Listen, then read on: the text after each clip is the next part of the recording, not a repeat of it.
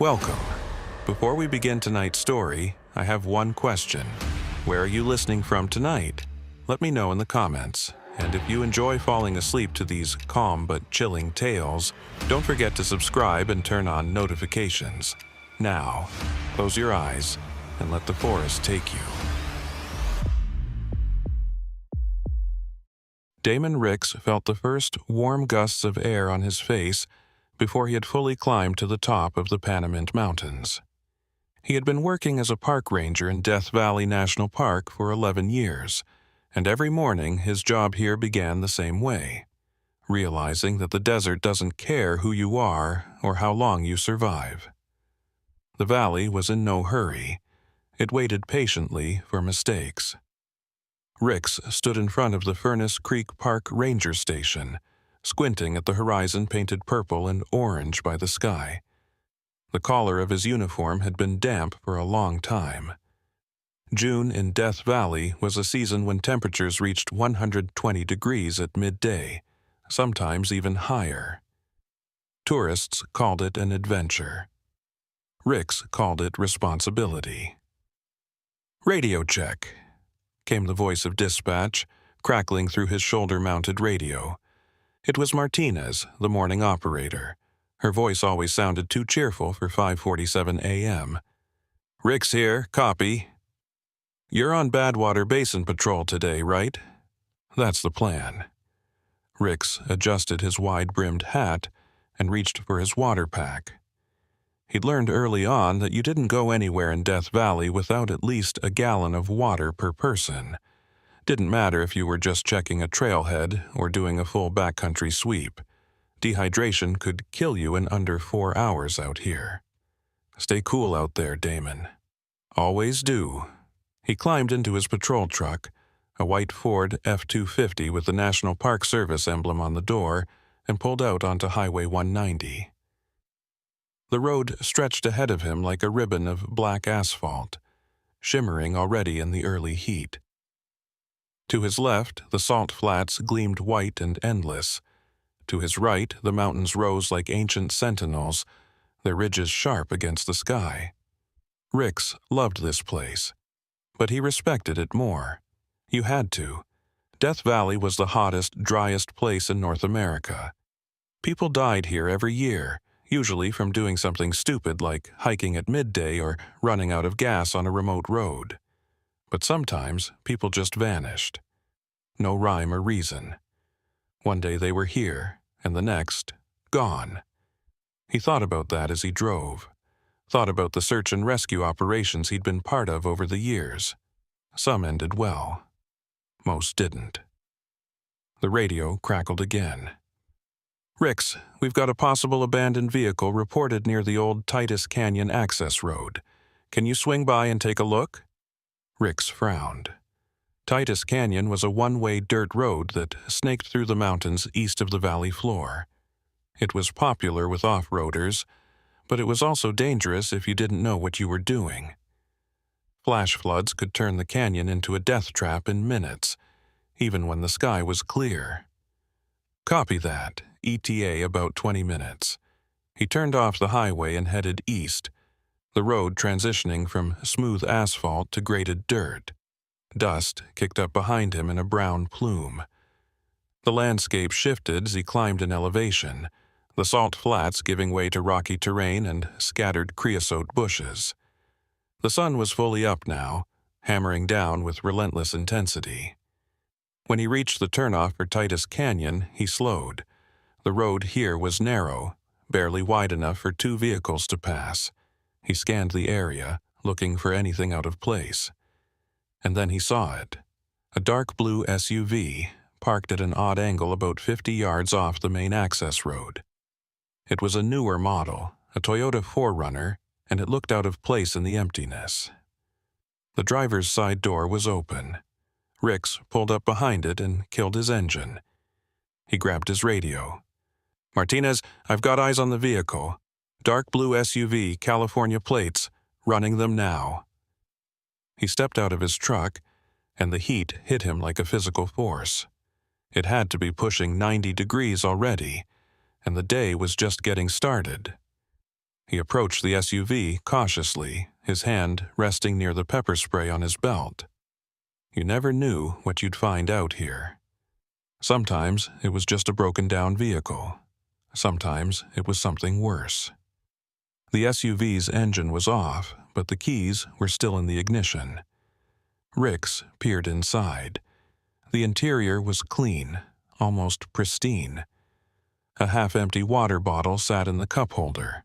A pair of sunglasses rested on the passenger seat. In the back, he saw a small backpack, a rolled-up sleeping bag, and a camp stove, but no driver. Martinez' vehicle appears abandoned. Keys in ignition, door open, no sign of occupant. Copy. Plates coming back to a Simone Vega, 32 years old. Registered address in Los Angeles. Any sign of distress? Ricks walked around the vehicle, looking for damage or signs of a struggle. Nothing. The tires were intact, the body undamaged. He checked the ground around the SUV and found a set of footprints leading away from the driver's side door. They were small, probably a woman's shoe, size 7 or 8. The prints headed east toward the mouth of Titus Canyon. Negative on distress. I've got footprints heading into the canyon, single set, looks fresh. Do you need backup? Ricks hesitated. The smart move was to call for another ranger, maybe even a search dog, but the footprints were clear, and whoever left them couldn't have gone far. The canyon was a maze, but it wasn't infinite. If Simone Vega was out there, she was probably lost, maybe hurt. Every minute counted in heat like this. Not yet. I'm going to follow the tracks, see if I can locate her. I'll check in every 15 minutes. Roger that. Be careful, Damon. He grabbed his pack from the truck, made sure his radio was secure, and started walking. The footprints were easy to follow at first, pressed into the fine dust that covered the ground. They led him past a cluster of boulders and into the canyon proper, where the walls rose up on either side, casting thin shadows. Ricks kept his pace steady, his eyes on the ground. The prints continued in a straight line, purposeful, not wandering. Whoever made them knew where they were going. But why would someone leave their vehicle and walk into the canyon on foot, especially in this heat? After about 10 minutes, he reached a spot where the canyon widened into a small basin. The footprints veered to the right, toward a narrow side channel. Ricks frowned. That didn't make sense. The main canyon continued straight ahead, leading eventually to the parking area at the far end. The side channel was a dead end, just a slot between two rock faces. He followed the prints anyway. The temperature seemed to climb with every step. Sweat dripped down his back, soaking his shirt. He took a long drink from his water pack and checked his watch. 11 minutes since he'd left his truck. He keyed his radio. Martinez still tracking. Subject's prints are leading into a side channel off the main canyon. No visual yet. Copy. How are you doing on water? Good for now. The side channel narrowed further, forcing Ricks to turn sideways in places. The rock walls pressed in close, rough and sun-baked. He could feel the heat radiating off them, turning the passage into an oven.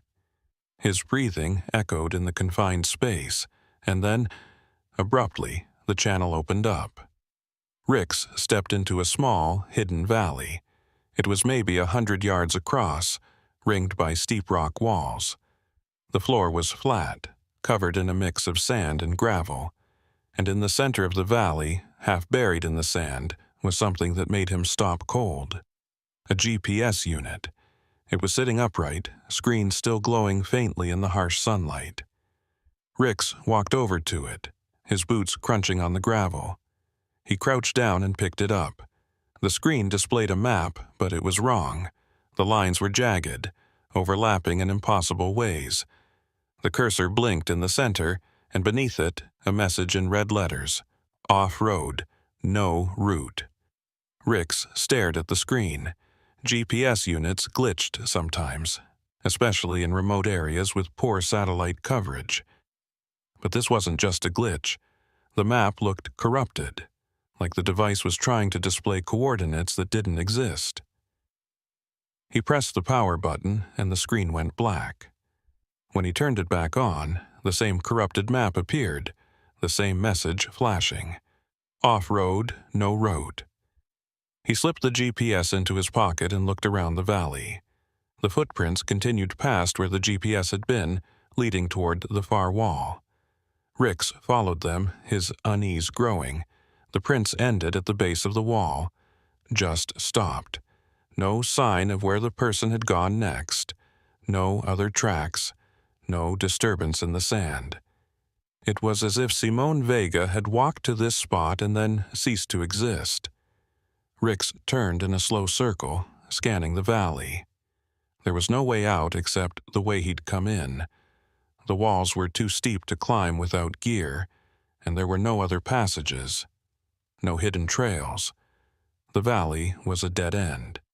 "Martinez," he said into his radio, his voice tight. "I've got a problem." "Go ahead." "The tracks end here. Subject's footprints just stop.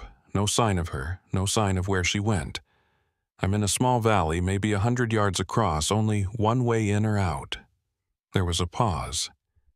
"Say again?" "The footprints end. She's not here." Another pause, longer this time. "Do you need backup now?" Ricks looked around the empty valley, at the steep walls and the merciless sun overhead. He thought about the GPS in his pocket, its corrupted screen and impossible map. "Yeah," he said. "I think I do." By the time the second ranger arrived, the sun was directly overhead, and the temperature had climbed past 110 degrees. Ricks had searched every inch of the valley twice, looking for any sign of where Simone Vega might have gone. He'd found nothing. The second ranger was a woman named Delgado, mid-30s, built like a marathon runner.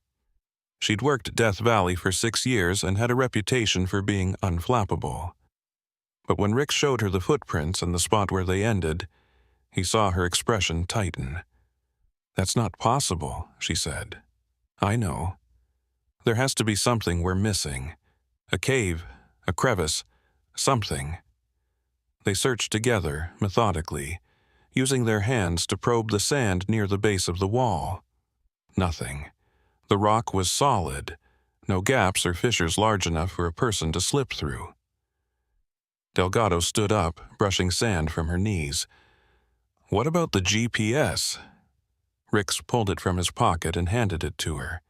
She turned it on, and her frown deepened as she stared at the corrupted map. "What the hell is this?" "I don't know. It was sitting in the middle of the valley when I got here." Delgado pressed a few buttons, trying to access the device's settings or history. The screen flickered, then went black. When it came back on, the message had changed. No signal, no location, no route. She looked at Ricks. "This is broken. Like, really broken. This isn't just a bad signal, this thing is fried. Or it's reading something we can't see." Delgado gave him a look. "What's that supposed to mean?" Ricks didn't answer. He turned back toward the valley, staring at the empty expanse of sand and rock. The heat shimmered in waves, distorting the air. For a moment, he thought he saw something move near the far wall, a flicker of shadow where there shouldn't be any shadow. But when he blinked, it was gone. "We need to call this in," Delgado said. "Get a full search team out here. Dogs, maybe a helicopter." "Agreed." They made their way back through the narrow channel, Ricks leading the way. His mind was racing. Simone Vega had walked into that valley, and then she'd vanished. No body, no blood, no sign of struggle. Just footprints that ended at a wall, and a GPS that said she'd gone somewhere impossible. When they reached the SUV, Ricks opened the driver's side door and leaned in. He checked the glove compartment, found the vehicle registration and insurance card. Both listed Simone Vega as the owner. In the center console, he found a receipt from a gas station in Beatty, Nevada, dated 2 days ago. A small notepad sat underneath it, the kind people used for grocery lists or reminders. Ricks flipped it open. The first few pages were blank, but on the 4th page he found something written in neat, looping handwriting. The map doesn't show it, but I know it's there. I've seen it before. Beneath that, a rough sketch of what looked like a valley or canyon, with an X marked in the center. Ricks stared at the sketch. It matched the hidden valley almost perfectly. "Delgado," he called out. "Look at this." She came over and he showed her the notepad. Her eyes widened. She was looking for it. Whatever's out there, she knew about it before she even got here. But how? Ricks shook his head. "I don't know, but I'm starting to think this isn't just a case of someone getting lost." They spent the next hour securing the area, taking photos, documenting everything they could. Dispatch coordinated with the Inyo County Sheriff's Office, and a full search team was scheduled to arrive by late afternoon. Ricks and Delgado stayed at the site, waiting. As the sun began its slow descent toward the western horizon, Ricks walked back to the edge of the hidden valley. He stood at the mouth of the narrow channel, staring into the shadows. The GPS was still in his pocket. He pulled it out and turned it on one more time. The screen flickered to life, and the corrupted map appeared again. But this time, there was something new. A small red dot, blinking slowly in the center of the screen. Beneath it, a single word. "Here." Ricks felt a chill run down his spine despite the oppressive heat. He looked up at the valley, at the empty expanse of rock and sand. And for just a moment, he could have sworn he heard something. A faint sound, like footsteps, echoing from somewhere deep inside the canyon. But when he listened closer, there was nothing. Just the wind, and the heat, and the endless, unforgiving silence of Death Valley. The search team arrived just before sunset, their vehicles kicking up clouds of dust that hung in the still air like smoke.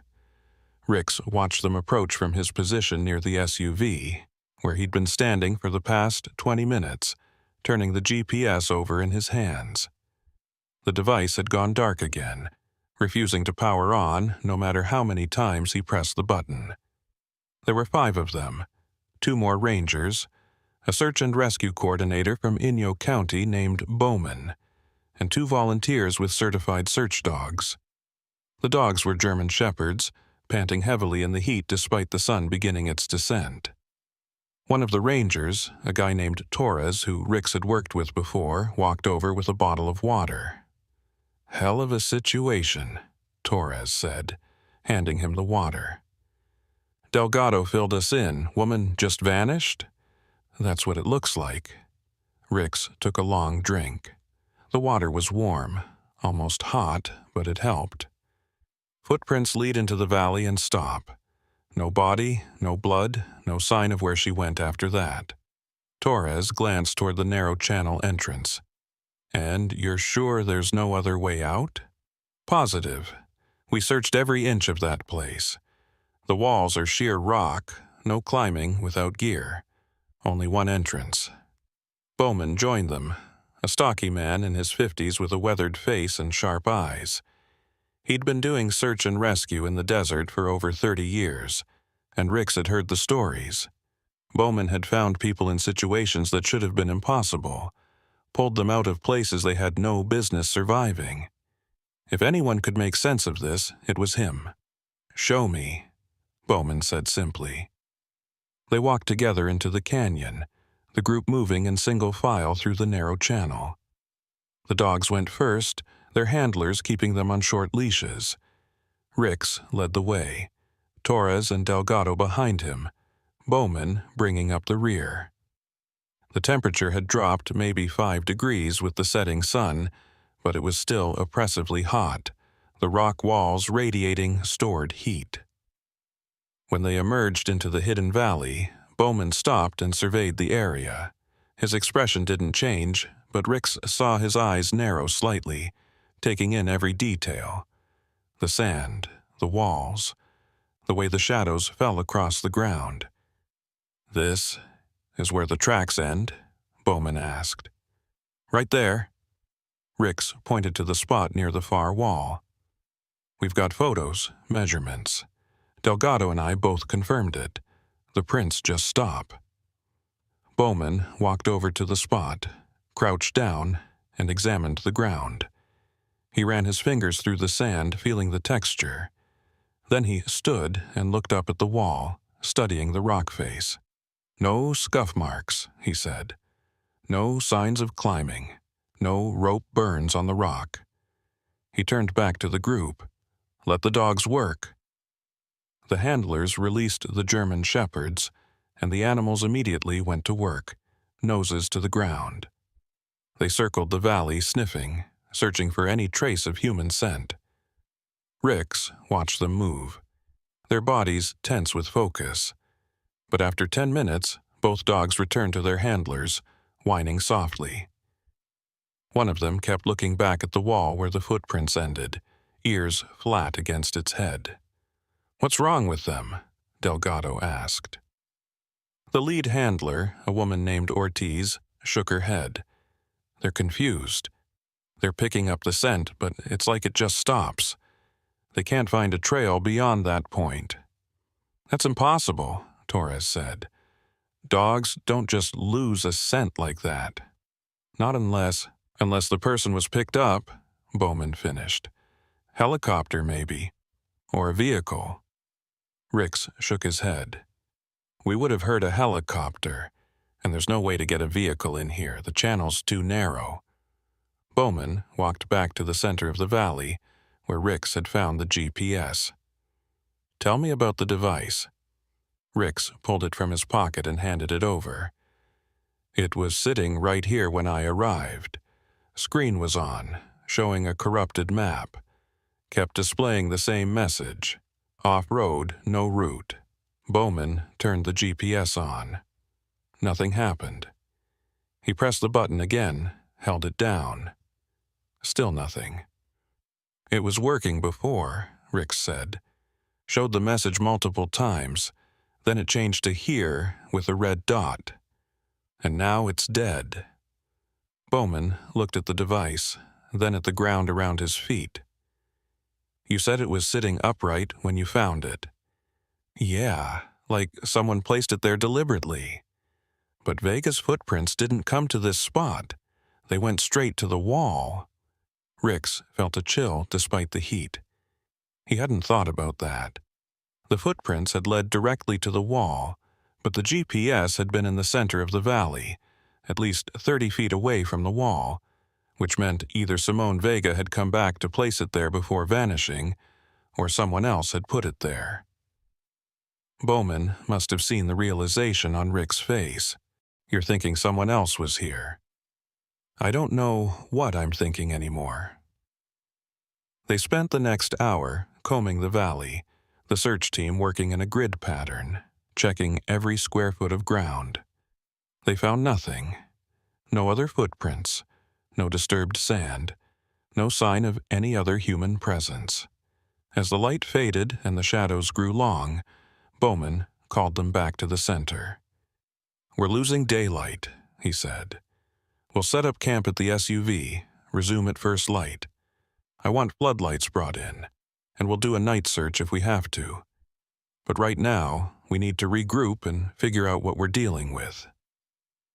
The group filed back through the narrow channel. Ricks was the last to leave, and he paused at the entrance, looking back at the empty valley. The setting sun painted the rock walls in shades of orange and red, and for a moment the place looked almost beautiful. Almost. But there was something wrong about it. Something that made the hair on the back of his neck stand up. He turned and followed the others out. They set up camp near the SUV, arranging their vehicles in a loose circle. Torres started a small propane stove to heat water for coffee, and the search dog handlers settled their animals in the shade of one of the trucks. Bowman stood apart from the group, talking on his satellite phone to the Inyo County Sheriff's Office, giving them an update. Ricks sat on the tailgate of his truck, staring at the GPS. He'd been trying to turn it on every few minutes, but it remained stubbornly dead. Delgado walked over and sat next to him. "You think she's still alive?" Delgado asked quietly. "I don't know. If she is, she's in bad shape. Nobody survives long out here without water, and she's been missing at least 36 hours based on the gas station receipt. But if she's not in the valley, where is she?" Ricks didn't answer. He didn't have an answer. Bowman finished his call and joined them. "Sheriff's office is sending a helicopter at first light. We'll do an aerial survey, see if we can spot anything from above. In the meantime, I want to know more about Simone Vega, who she is, why she came here, what she was looking for." "We found a notepad in her vehicle," Ricks said. "Had a sketch of the valley. Looked like she knew it was here before she arrived." "Show me." They walked over to the SUV, and Ricks retrieved the notepad from where he'd left it on the dashboard. He handed it to Bowman, who studied the sketch under the beam of a flashlight. "The map doesn't show it, but I know it's there. I've seen it before." Bowman read the words aloud, then looked up. "Seen it before. That's interesting phrasing. Not heard about it or read about it. Seen it." "Maybe she'd been here before," Delgado suggested. "Maybe." Bowman flipped through the rest of the notepad, but the other pages were blank. Or maybe she saw it somewhere else. A photo, a video, something online. Ricks thought about that. Death Valley was a popular destination for photographers and adventure bloggers. There were dozens of websites and social media accounts dedicated to documenting hidden spots, secret trails, off-the-beaten-path locations. If someone had posted about this valley, Vega could have seen it and decided to find it herself. But that didn't explain the GPS, or why her footprints ended at the wall. "I'll have someone run her name," Bowman said. "See if she has any social media presence, any connections to the area. In the meantime, we wait for morning." The group settled in for the night. Torres and one of the volunteers took the first watch, staying alert in case Vega somehow stumbled back to the area. The rest tried to rest, though Ricks doubted anyone would actually sleep. The desert night was surprisingly cold, the temperature dropping 40 degrees from the daytime high, and a wind had picked up, moaning through the canyon.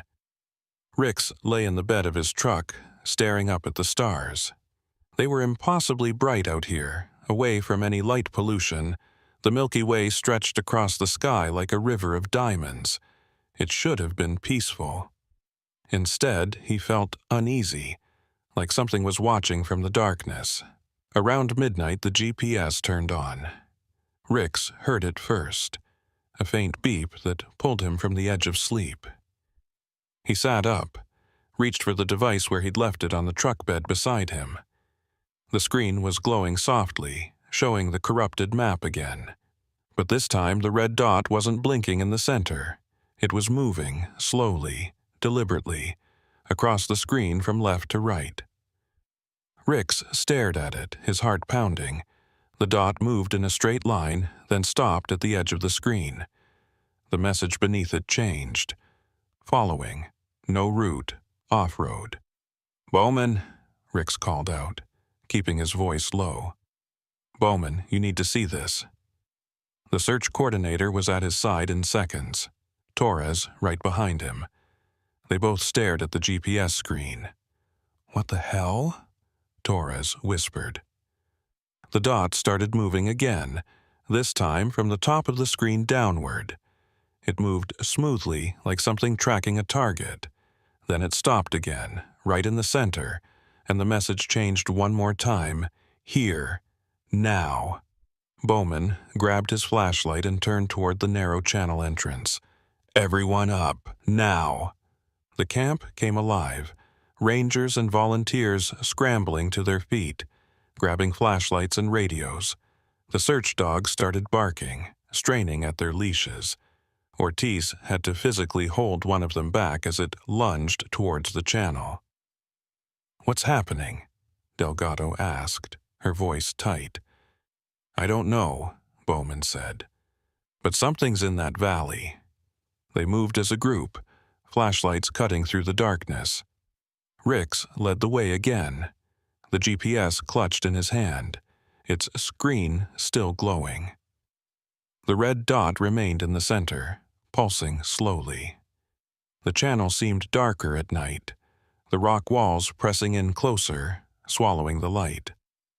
When they emerged into the valley, every flashlight swung toward the far wall, and there, standing in the exact spot where the footprints had ended, was a figure. Rick's breath caught in his throat. The figure was humanoid, roughly the right height and build to be Simone Vega, but something was wrong. It stood perfectly still, arms at its sides, facing the wall. It didn't react to the lights or the noise of the search team. It didn't move at all. "Simone Vega!" Bowman called out, his voice echoing off the rock. "This is Inyo County Search and Rescue. Are you injured?" No response. Torres started forward, but Bowman held up a hand, stopping him. "Wait." They watched the figure for a long moment. It still hadn't moved, hadn't acknowledged them in any way. Ricks felt his skin crawl. There was something deeply wrong about the way it stood, so motionless, so rigid. "I'm going closer," Ricks said. "Careful," Bowman warned. Ricks crossed the valley, his flashlight trained on the figure. As he got closer, details emerged. It was wearing clothes similar to what they'd expect Vega to have. Hiking pants, a light-colored shirt. But the fabric looked wrong, faded somehow, like it had been bleached by the sun despite it being nighttime. And the figure's skin, what he could see of it, looked pale, almost gray. "Simone?" Ricks said softly, now only 10 feet away. "Can you hear me?" The figure's head turned, not slowly, not naturally. It rotated in one smooth mechanical motion until it was facing Ricks directly. And in the beam of his flashlight, he saw its face. It wasn't Simone Vega. It wasn't anyone. The face was blank, featureless, like a mannequin's. No eyes, no nose, no mouth, just smooth, pale skin stretched over bone. Ricks stumbled backward, his flashlight dropping from his hand. He heard shouts from behind him, heard Bowman yelling his name, but his eyes were locked on the figure. It took a step forward, toward him, moving with that same unnatural smoothness. Then it stopped, and vanished. Not fading, not running. It simply ceased to exist like someone had switched off a light. One moment it was there, solid and real. The next, gone. Ricks stood frozen, his chest heaving. The valley was empty again, just sand and rock and shadows. His flashlight lay on the ground a few feet away, its beam pointing uselessly at the wall. Bowman and Torres ran up to him, Delgado close behind. "What happened?" Bowman demanded. "What was that?" "I don't know," Ricks said, his voice shaking. "I don't know what that was." He looked down at the GPS in his hand. The screen had changed again. The red dot was gone. In its place, a single message. "Wrong place, wrong time, no route." And then the device went dark, this time permanently. When Ricks tried to turn it back on, nothing happened. The battery was dead, the screen cracked, as if it had aged years in a matter of seconds. The search team stood in the empty valley, their flashlights cutting through the darkness, and nobody spoke. Because nobody knew what to say. Somewhere in the distance, a coyote howled, and the desert wind whispered through the canyon, carrying with it a sound that might have been footsteps, or might have been nothing at all. Nobody slept after that. The search team returned to the camp in silence, each person processing what they'd seen in their own way. Torres kept muttering under his breath, something about heat exhaustion and hallucinations. Delgado sat on the hood of her truck, staring at the canyon entrance like she expected the figure to emerge at any moment. The search dogs refused to settle, whining and pacing despite their handlers' attempts to calm them. Ricks sat in his truck cab with the door open, the broken GPS on the dashboard in front of him. He'd tried the power button 17 times.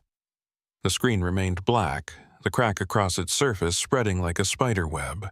In the glow of his dome light, he could see hairline fractures branching across the entire display, damage that hadn't been there before. Bowman was on the satellite phone again, his voice low and urgent. Ricks couldn't hear the full conversation, but he caught fragments. Unexplained phenomenon, and need additional resources, and recommend evacuating the area. At 0400 hours, Bowman ended his call and gathered everyone together. His face was drawn, eyes bloodshot from lack of sleep. "I've been in search and rescue for 32 years, he said. "I've seen people do impossible things to survive. I've found victims in places they had no business being alive. I've dealt with dehydration, hypothermia, wildlife attacks, falls from heights that should have killed them." He paused. "I've never seen what we saw tonight." "What was it?" Ortiz asked, her voice barely above a whisper. "I don't know, but I know what it wasn't. It wasn't Simone Vega. It wasn't human at all." Torres cleared his throat. "With respect, sir, we were all tired. It's been a long day in extreme heat. Mass hallucination isn't unheard of in situations like this."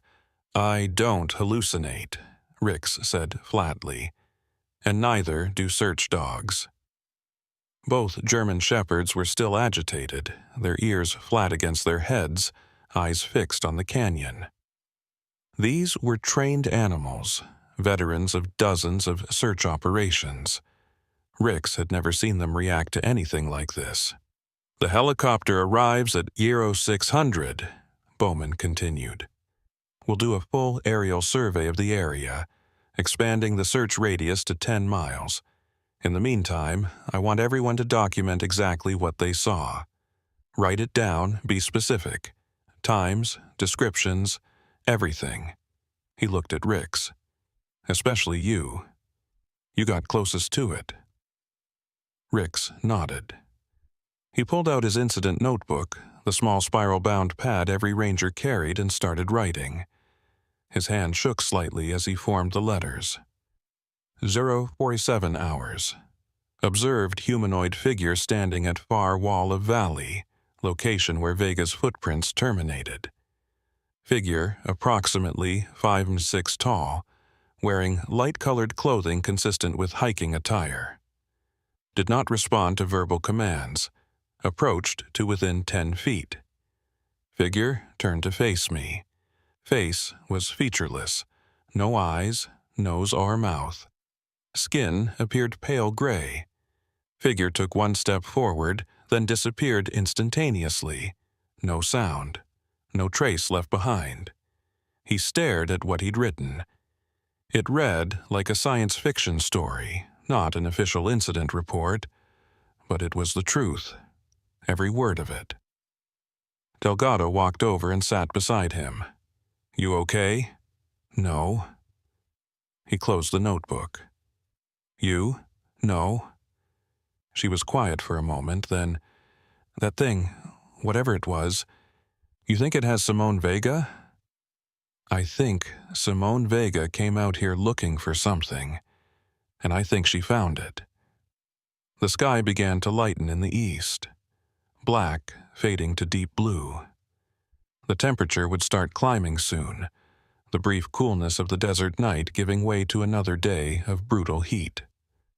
Ricks checked his water supply, refilled his pack from the reservoir in his truck bed.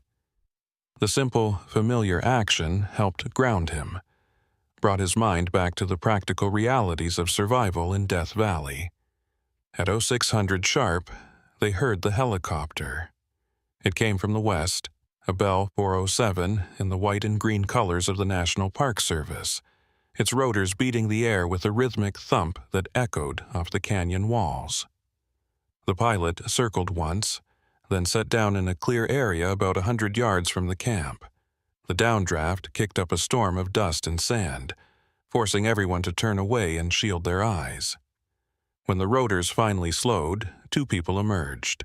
The pilot, a woman named Castellanos, who Ricks had worked with before, and a passenger he didn't recognize, a man in his 50s wearing civilian clothes, jeans, and a button-down shirt, carrying a laptop case. Bowman walked out to meet them, and the three talked for a few minutes before heading back to the camp. As they got closer, Ricks could see the passenger more clearly. He had the weathered look of someone who spent time outdoors, but his eyes were sharp, analytical. He reminded Ricks of a professor, or maybe a researcher. "Everyone, this is Dr. Marcus Reeves," Bowman announced. "He's a geologist with the USGS, specializes in desert geology and magnetic anomalies. I asked him to consult on this case." Reeves nodded to the group. "I understand you've had an unusual night. I'd like to hear about it, but first, I need to see the location where Simone Vega disappeared." They made the hike to the valley one more time, now in full daylight. The sun was already fierce, the temperature climbing past 90. Reeves moved with the easy confidence of someone accustomed to rough terrain, asking questions as they walked. "The GPS you found," he said to Ricks. "You said it was showing corrupted data?" "That's right. The map looked wrong, like the coordinates were overlapping, and it kept displaying messages. Off-road, no route.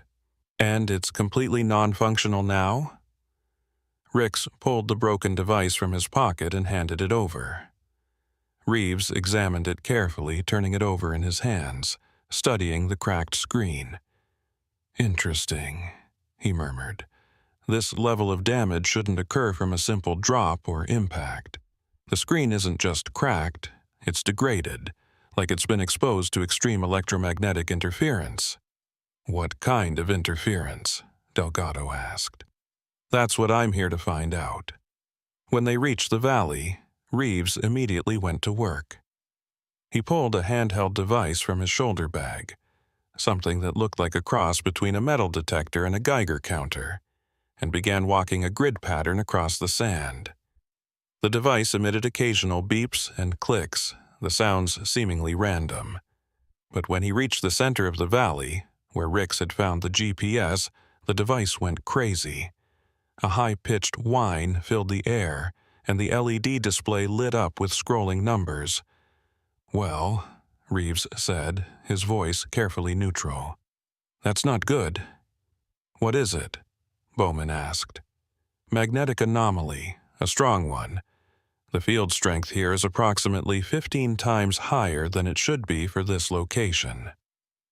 He moved toward the far wall, where the footprints ended, where the figure had appeared. The whine grew louder, more intense, and it's even stronger here. Ricks felt his stomach tighten. What causes something like that? In nature, very little. Certain mineral deposits, volcanic activity, but nothing that should exist in this area. Death Valley doesn't have the geology for it. Reeves crouched down, placing his hand flat against the rock wall. "This is limestone, primarily. Sedimentary rock. It shouldn't be magnetic at all." "But it is," Torres said. "It is." Reeves stood up, brushing dust from his knees. "Which means something else is causing it. Something artificial, or—" He trailed off. "Or what?" Ricks pressed. "Or something we don't understand yet." They spent the next hour with Reeves taking measurements, documenting the magnetic readings at various points throughout the valley. The pattern was clear. The field was strongest at two locations: the center, where the GPS had been found, and the far wall, where Vega's tracks ended. "It's almost like a circuit," Reeves muttered, more to himself than the others. "Two poles of a magnet, or two points of connection." "Connection to what?" Delgado asked. Reeves didn't answer. He was staring at the wall, his expression troubled. The helicopter pilot, Castellanos, had stayed with the aircraft, but she radioed in around 0900. "Bowman, we've got something. I did a low pass over the area northwest of your position. There's a structure about 3 miles out. Looks abandoned, maybe an old mining operation." Bowman keyed his radio. "Can you get coordinates?" "Already sent to your GPS. You want me to set down near it?" Bowman looked at Reeves, who nodded. "Do it. We're coming to you." They hiked back to the camp, piled into vehicles, and followed Castellanos' coordinates. The drive took 20 minutes over rough, barely existent roads. When they arrived, they found the helicopter parked on a flat expanse of hardpan, and beyond it, the structure Castellanos had spotted. It was a mining building, collapsed partially on one side, its corrugated metal walls rusted and full of holes. The windows were long gone, and the entrance gaped open like a mouth. A faded sign hung at an angle near the door. "Pioneer Mining Co., Eston, 1952. "Death Valley's full of these," Torres said. "Old mining operations from the 40s and 50s. Most of them played out decades ago." But Ricks was looking at something else. Tire tracks, fresh ones, leading up to the building's entrance, and footprints, small footprints like the ones they'd been following. "She was here," he said. They approached the building carefully, Bowman in the lead, Ricks and Torres flanking. The interior was dim, lit only by the sunlight streaming through gaps in the walls. Old equipment lay scattered about: rusted pickaxes, broken ore carts, tangles of cable. And in the back corner they found a camping setup. A sleeping bag neatly rolled, a camp stove, several bottles of water half empty, and a laptop computer, closed, but with a small LED light blinking on its case, indicating it was on. "This is hers," Delgado said, picking up a backpack that matched the one they'd seen in the SUV. Simone Vega was definitely here. Ricks opened the laptop. The screen flickered to life, showing a desktop wallpaper of a mountain landscape. There were dozens of files and folders, but one was open. A document titled Field Notes, Death Valley. He started reading aloud. Day 1. Arrived at the Pioneer mine site. The coordinates from the forum post were accurate. The structure is exactly as described. I can feel it already, that strange pull, like something is calling. The GPS is acting weird, showing locations that don't match the map. I think this is the place. Day 2. Set up camp inside the mining building, safer from the heat. Explored the area north of here, found what looks like a hidden valley. The map doesn't show it, but I know it's real. I've seen it in the dreams. They're getting stronger. Every night, the same vision, the valley, the wall, and the figure waiting. I have to go there. Day 3. This morning, the GPS showed me the route. It's impossible, according to the terrain, but the device insists it's there. I'm going to follow it. If anyone finds this and I don't come back, please understand. I had to know. I had to see if it was real. The document ended there. Dreams, Bowman said quietly. She was following dreams. Reeves had been examining the mining equipment, but now he walked over, his expression grim. This operation wasn't for gold or silver. Look at the equipment markings. This was a uranium mine. Uranium? Torres looked alarmed. Is it safe to be in here? The mine played out in the 60s, according to the records. Radiation levels should be negligible after all this time. But uranium deposits can cause unusual magnetic properties in the surrounding rock. And if the mine went deep enough, he trailed off, thinking. There might be passages underground, tunnels that connect to other areas, like the valley, Ricks said. Possibly. They searched the rest of the building and found a shaft entrance in the back room, partially collapsed but still passable. Bowman peered into it with his flashlight. The beam disappeared into darkness, revealing nothing but rough stone walls descending at a steep angle. "We need to explore this," he said. "But we need proper equipment. Rope, harnesses, breathing apparatus in case there are bad air pockets." "That'll take hours to bring in," Torres protested. "Vega might not have hours. If she went down there 3 days ago, she's already dead," Bowman said bluntly. "But we're going to find out what happened to her. We're going to find out what's in that valley, and we're going to do it safely."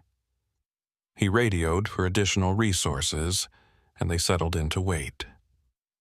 Ricks walked back outside, needing air and space to think. The sun was directly overhead now, the heat oppressive.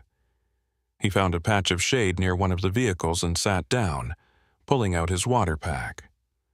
Delgado joined him a few minutes later. "You thinking what I'm thinking? That this is way above our pay grade? Yeah. She came out here chasing something, dreams, visions, whatever, and she found it." Delgado looked back at the mining building. "But was it real? Or did she just lose it in the heat, start hallucinating?" "The figure we saw last night was real," Ricks said. "All of us saw it. The dogs reacted to it. That wasn't a hallucination." "Then what was it?" "I don't know, but I think it's connected to those tunnels, to whatever's under this valley." They sat in silence for a while, watching heat mirages shimmer on the horizon. Ricks thought about Simone Vega, a woman who'd driven out to one of the most inhospitable places on Earth chasing dreams, who'd followed a broken GPS into an impossible valley, who'd left footprints that ended at a wall. And he thought about the figure with its blank face and unnatural movements, the way it had simply vanished, like it had never existed at all. Wrong place, the GPS had said. Wrong time. No route. But route to where? By 1400 hours, the equipment had arrived, a full cave exploration kit brought in by a specialized rescue team from Las Vegas.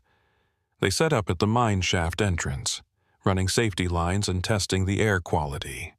The initial readings came back acceptable, though oxygen levels were lower than ideal the deeper the shaft went. Bowman assembled a team, himself, Ricks, Reeves, and a cave rescue specialist named Kim. 4 people, all experienced, all aware of the risks. They geared up in silence, checking each other's harnesses and helmet lights. "Remember," Bowman said as they prepared to descend, "we're not heroes. If conditions become unsafe, we turn back immediately. No arguments, understood?" Everyone nodded. Ricks was the second to go down, following Bowman into the darkness.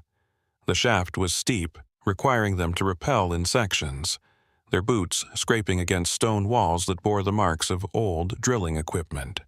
The temperature dropped as they descended, the brutal surface heat giving way to the cool dampness of underground. At 50 feet down, they reached a horizontal tunnel. Bowman called a halt, and they gathered in the narrow space, their helmet lights cutting through the gloom. The tunnel extended in both directions, shored up with old timber that creaked ominously. "Which way?" Kim asked. Reeves pulled out his handheld device. It immediately began emitting that high-pitched whine. "The magnetic anomaly is stronger to the west, that direction." They moved in single file, Bowman leading, Ricks behind him, then Reeves and Kim bringing up the rear. The tunnel was barely wide enough for one person, the walls pressing close. Old mining equipment lay scattered throughout, broken lanterns, tangles of cable, the occasional rusted tool. After about 200 yards, the tunnel opened into a larger chamber. Their lights revealed a space roughly 30 feet across, the ceiling disappearing into shadow above them, and on the far side of the chamber they saw something that made them all stop cold. A door, not a mining door, not the rough wood and metal they'd expect from a 1950s operation. This was modern, made of heavy steel, with an electronic keypad lock mounted beside it. The keypad's display glowed faintly red in the darkness. "What the hell?" Torres whispered. Bowman approached the door carefully. He tried the handle. Locked. He examined the keypad, but didn't touch it. "This was installed recently," he said, "within the last few years, based on the condition of the metal." "Why would someone put a high-security door in an abandoned uranium mine?" Ricks asked. "Because what's behind it isn't abandoned," Reeves said quietly. The door suddenly made a sound, a heavy mechanical click. The keypad display changed from red to green, and slowly, with a hiss of pressurized air, the door began to swing open. They all stepped back, hands moving instinctively toward their equipment belts. Light spilled out from the opening, harsh and white, completely at odds with the darkness of the mine tunnel. Beyond the door was a corridor, clean, well lit, with smooth concrete walls and a floor marked with yellow safety lines. It looked like it belonged in a research facility, not buried beneath the Death Valley desert. And walking down that corridor toward them, backlit by the fluorescent lights, was a figure. Ricks felt his blood run cold. For a moment, he thought it was the faceless thing from the valley. But as it got closer, details resolved. This was a person, a real person, wearing a white lab coat and carrying a tablet computer. The person stopped at the threshold and looked at them with an expression of profound weariness. "I was wondering when someone would finally come down here," the person said. It was a woman's voice, calm and measured. "My name is Dr. Elena Green, and I think it's time I explained what's really happening in Death Valley." The woman in the lab coat stood in the doorway, backlit by the sterile white light of the corridor beyond. She looked to be in her early 40s, with dark hair pulled back in a ponytail and eyes that held a mixture of exhaustion and resignation. The tablet she carried displayed scrolling data, charts and numbers that meant nothing to Ricks from where he stood. Bowman recovered first. "Dr. Sarah." He paused, checking her ID badge visible on her coat. "I'm John Bowman, Inyo County Search and Rescue. These are Park Rangers Ricks and Torres, and Dr. Marcus Reeves from USGS. We're looking for a missing person, Simone Vega. Do you know anything about her disappearance?" The scientist's expression flickered just for a moment. "Yes, I know exactly what happened to Simone Vega. Please, come inside. You're going to want to sit down for this." She turned and walked back down the corridor. After a moment's hesitation, Bowman followed, and the rest of the team fell in behind him. Ricks felt his hand drift toward his radio, an instinctive need to document this, to call it in. But who would he call? And what would he even say? The corridor extended about 50 feet before opening into a larger room. It was a research laboratory, filled with computer workstations, monitoring equipment, and walls covered in whiteboards dense with equations and diagrams. 3 other people were present, all wearing similar lab coats, all looking up in surprise as the search team entered. "Everyone, these are the people I told you would eventually find us," the scientist said to her colleagues. Then, to Bowman's group, "Welcome to Station 7, or what's left of it." "Station 7? Reeves stepped forward, his scientific curiosity overriding his caution. "What kind of research are you conducting down here?" The scientist gestured to the chairs around a conference table in the corner of the lab. "Sit, please. This is going to take some explaining." Once they were settled, she pulled up a presentation on a large monitor mounted to the wall. The first slide showed a map of Death Valley, with several locations marked in red. "My name is Dr. Sarah Whitmore. I'm a physicist specializing in quantum mechanics and spatial anomalies. For the past 7 years, I've been leading a research team studying unusual electromagnetic phenomena in Death Valley. What we've discovered is, well, it's going to challenge everything you think you know about the nature of reality." She clicked to the next slide. It showed the hidden valley, photographed from above. "That valley," Ricks said. "You know about it." "We created it," Dr. Whitmore said simply. The room went silent. Torres looked like he was about to protest, but Bowman held up a hand, letting her continue. "Not physically," she clarified. "We didn't dig it out or terraform it. The valley has always existed, geologically speaking. But 15 years ago, it didn't exist in any practical sense. You couldn't access it, couldn't see it. It was, for lack of a better term, spatially displaced." "Spatially displaced," Reeves repeated slowly. "You're talking about dimensional shifting?" "In a crude sense, yes. Death Valley sits on what we call a thin place, a location where the fabric of space-time is naturally weakened. There are a few dozen such locations around the world. Most are in remote areas, deserts, deep oceans, high mountain ranges. The uranium deposits beneath this region create a natural electromagnetic field that interacts with these weaknesses in unusual ways." She pulled up another slide, this one showing complex mathematical equations that made Rick's head hurt just looking at them. "In 2010, we discovered that by introducing specific electromagnetic pulses at precise frequencies, we could temporarily stabilize these thin places, make them accessible. The hidden valley was our first successful test site. We opened it, studied it, learned to control the access points." "Control them how?" Bowman asked, his voice tight. Dr. Whitmore's expression grew darker. "GPS signals. The electromagnetic pulses we generate interfere with satellite positioning systems, causing them to display, let's call them alternate coordinates, routes that shouldn't exist but do, in the spaces between what's real and what's possible." Ricks felt cold despite the comfortable temperature of the lab. The broken GPS. It wasn't malfunctioning. It was showing the way to the valley. "Correct. Though broken is accurate in a sense. The devices can't properly process the data they're receiving. The coordinates they display violate normal physical laws. Most people see the corrupted data and assume their GPS is malfunctioning, so they ignore it. But some people," she trailed off. "Some people follow it," Delgado finished. "Like Simone Vega." "Yes, like Simone." Whitmore pulled up a photo on the screen. It showed a young woman with dark hair and a bright smile, standing at the edge of the Grand Canyon. Simone Vega was a physics graduate student at UCLA. Brilliant, curious, and unfortunately for her, sensitive to the electromagnetic fields we were generating. Some people are.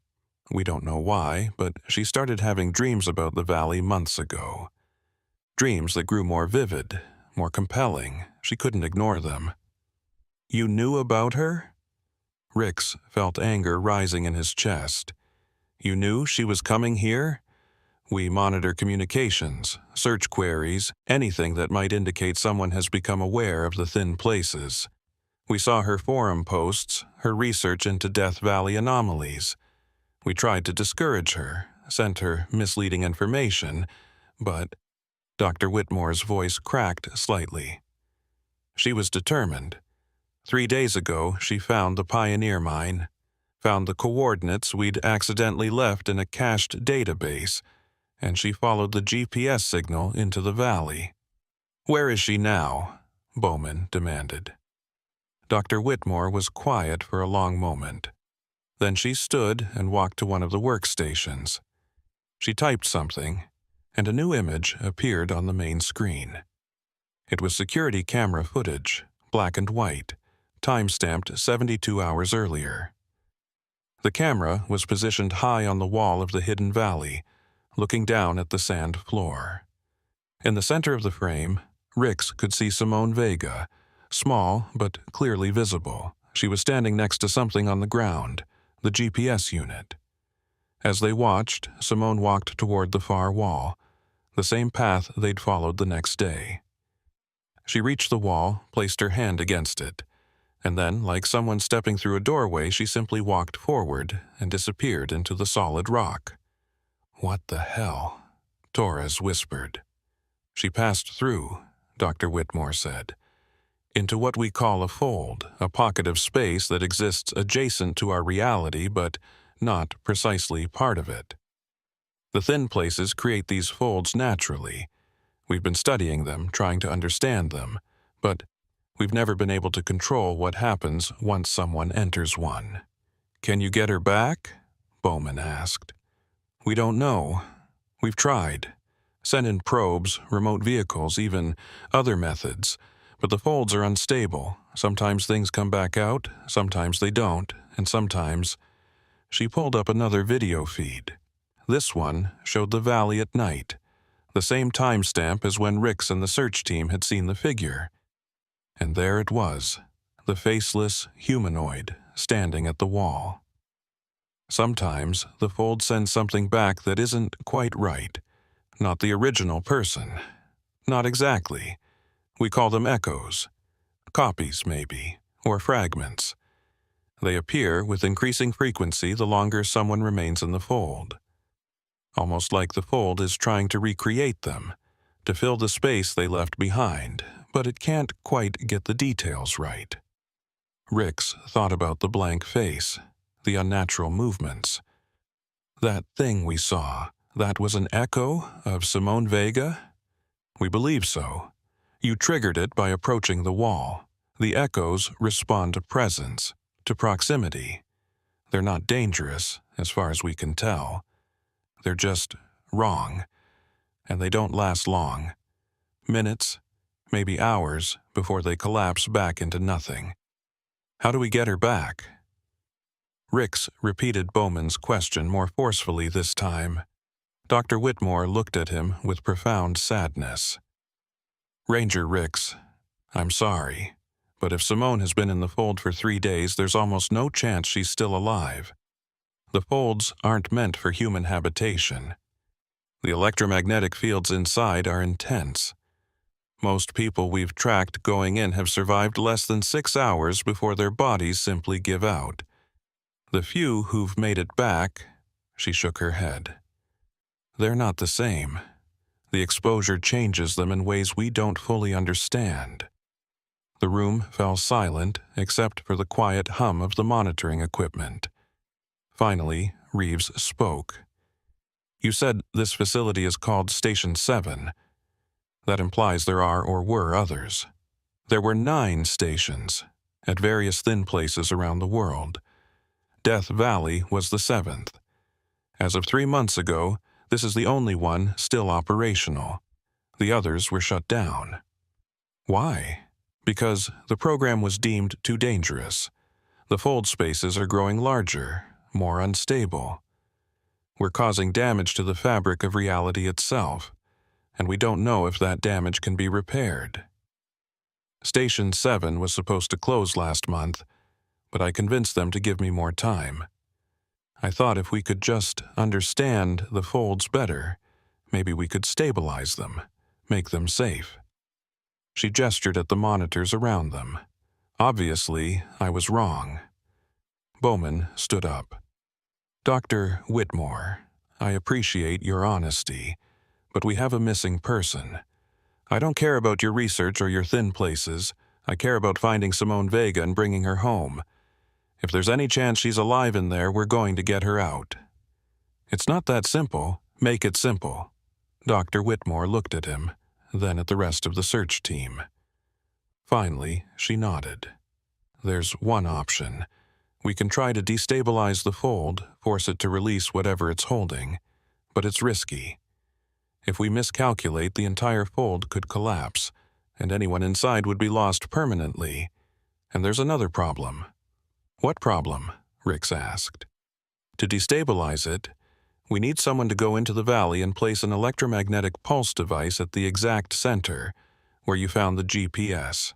The pulse has to be triggered manually, from inside the fold space, which means whoever places it will be standing at ground zero when the fold collapses. They'd be killed, Reeves said. Not necessarily. If the timing is perfect, they might have 3 or 4 seconds to get clear, if they're lucky. Dr. Whitmore pulled up another diagram. The bigger risk is that collapsing the fold could create a cascade effect. The other thin places in the valley might become unstable. We could trigger events we can't control. Ricks stood up. I'll do it. Everyone turned to look at him. Ricks, Bowman started. I found the GPS. I followed the tracks. I saw the echo. This is my case, my responsibility. I'll place the device. Dr. Whitmore studied him for a long moment. You understand the risks. Even if everything goes perfectly, there's no guarantee Simone will come out alive, or that you will. I understand. Bowman gripped his shoulder. You don't have to do this. Yeah, Ricks said quietly. I do. It took 2 hours to prepare. Dr. Whitmore and her team assembled the pulse device, a small box about the size of a car battery with a manual trigger switch. Ricks was fitted with a specialized suit designed to protect against electromagnetic radiation, though Whitmore admitted it had never been tested in conditions this extreme. The plan was simple in theory. Ricks would enter the valley carrying the pulse device. He would place it at the center point, activate the timer, and then get clear of the collapse radius before the fold destabilized. If Simone was still alive inside the fold, the collapse should force her back into normal space. If not, at least they would close the thin place, prevent anyone else from making the same mistake. They made the hike to the valley one final time, the sun now beginning its descent toward the horizon. The light was golden, painting the rock walls in shades of amber and rust. It would have been beautiful if Ricks wasn't walking toward what might be his death. Dr. Whitmore had come with them, along with 2 of her lab assistants carrying monitoring equipment. They set up at the entrance to the valley while Ricks prepared to go in alone. The timer is set for 60 seconds, Whitmore explained, showing him the switch. Flip it, place the device and run. Don't look back. Don't hesitate. Just run. Got it. Bowman handed him a radio. We'll be listening. If anything goes wrong, you'll know, because there'll be a flash of light and I won't be coming back. But thanks for the optimism. Bowman almost smiled. Good luck, Ranger. Ricks walked into the valley. His footsteps crunched on the sand, the sound seeming too loud in the stillness. He could feel the electromagnetic field now, a pressure against his skin, a buzzing in his teeth. The suit helped, but it was still overwhelming. He reached the center point and set down the device. His hand hovered over the timer switch. For a moment he thought he heard something, a voice, faint and distant, coming from the direction of the far wall. It might have been the wind. It might have been his imagination. Or it might have been Simone Vega, still alive, still calling out from whatever impossible space she'd fallen into. Ricks flipped the switch. The device began to hum, a rising tone that made his bones ache. He turned and ran, pushing his legs as hard as they would go. Behind him, the hum grew louder, more intense, building toward something that sounded like a scream. He was halfway across the valley when the pulse detonated. The world turned white. Ricks felt himself lifted off his feet, thrown forward by an invisible wave of force. He hit the sand and rolled, his suit's helmet bouncing against rock. For a moment, he couldn't hear anything but a high-pitched ringing. Couldn't see anything but after-images burned into his retinas. Then the white faded to red, and the red faded to the normal colors of the desert. Ricks pushed himself to his knees, gasping for breath inside the helmet. The valley was changed. The rock walls looked darker, somehow, like they'd been scorched. The sand had been pushed into strange patterns, concentric circles radiating out from where the device had been. And at the center of those circles something was lying motionless. A person. Ricks stumbled forward, his legs unsteady. As he got closer, details emerged. Dark hair, light-colored hiking clothes, a face turned toward the sky. Simone Vega. She wasn't moving. Ricks dropped to his knees beside her, checking for a pulse. For a moment he felt nothing. Then, faint but unmistakable, a heartbeat. She was alive. "Bowman!" Ricks shouted into his radio. "I've got her! She's alive!" The response was garbled, the interference still too strong, but he heard enough to know they'd received the message. He carefully rolled Simone onto her back, checking for injuries. She had cuts and bruises and her breathing was shallow, but nothing that looked immediately life-threatening. Her eyes fluttered open. For a moment, they were unfocused, confused. Then they locked onto Rick's face. "Did I make it back?" she whispered. "Yeah," Rick said, feeling a wave of relief so strong it almost hurt. "You made it back. I saw things in there, impossible things. Time moved differently. I thought I'd been in there for hours, but—" She trailed off, confusion crossing her face. "You were in there for 3 days." 3 days? She looked horrified. I thought I could control it. The GPS said there was a route, a way through. I thought I understood, but once I was inside, everything was wrong. The space kept shifting, folding in on itself. I couldn't find the way out. I just kept walking, and nothing changed." The rest of the search team was running toward them now. Bowman in the lead, Delgado close behind. Dr. Whitmore followed with her assistants, already scanning Simone with handheld devices. "We need to get her to a hospital," Whitmore said. "Immediately. The electromagnetic exposure could cause serious complications." They lifted Simone carefully, supporting her between them. As they started toward the valley entrance, Ricks looked back one last time at the center point, where the pulse device had been. There was nothing there now.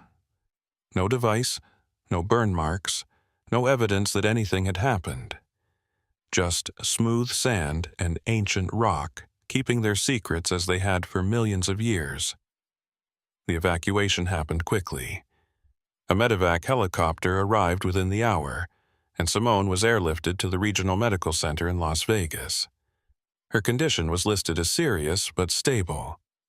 Dr. Whitmore and her team began the process of permanently sealing Station 7, dismantling the equipment, closing the mine shaft. Ricks stood outside the Pioneer Mine building as the sun finally set, painting the sky in brilliant shades of purple and orange. Bowman walked over and handed him a bottle of water. "Hell of a day," Bowman said. "Hell of a year." Ricks drank deeply. What happens now? Officially, Simone Vega got lost in Death Valley and was found after 3 days of searching.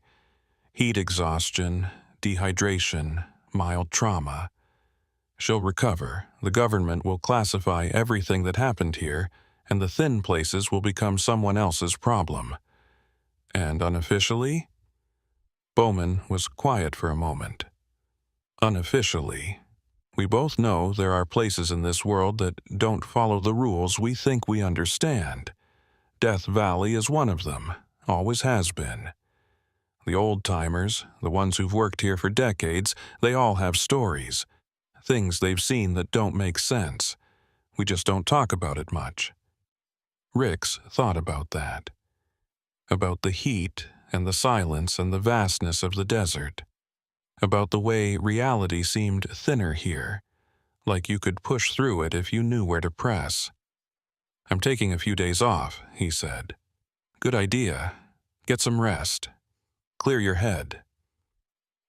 But even as Bowman said it, Ricks knew that clearing his head wouldn't be that simple. He'd seen too much, understood too much.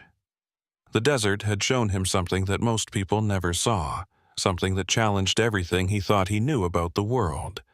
And he wasn't sure he could just go back to normal patrols and tourist complaints after that.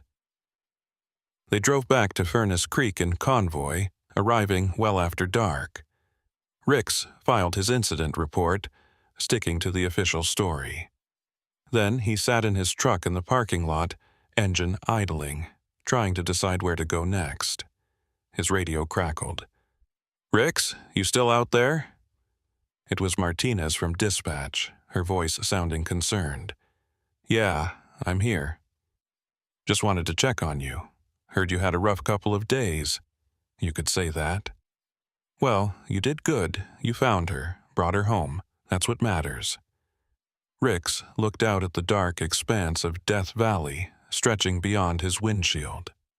Somewhere out there, in the hidden corners and forgotten places, reality was still doing strange things, still bending and folding and creating spaces that shouldn't exist.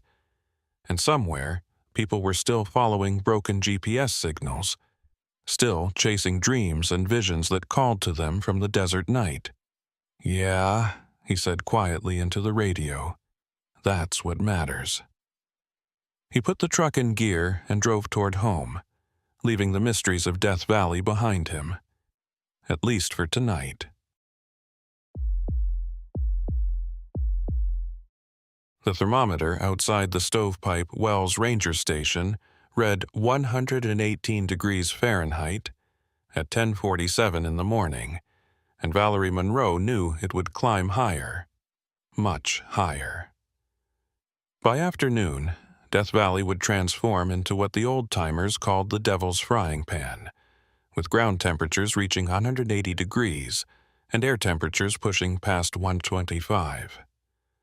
On days like this, the desert didn't just punish mistakes, it killed for them. Valerie had been a ranger at Death Valley National Park for 6 years, long enough to develop a healthy respect for the heat and an instinctive understanding of when the valley was in a particularly unforgiving mood. Today was one of those days. The sky was a pale, washed-out blue, cloudless and merciless.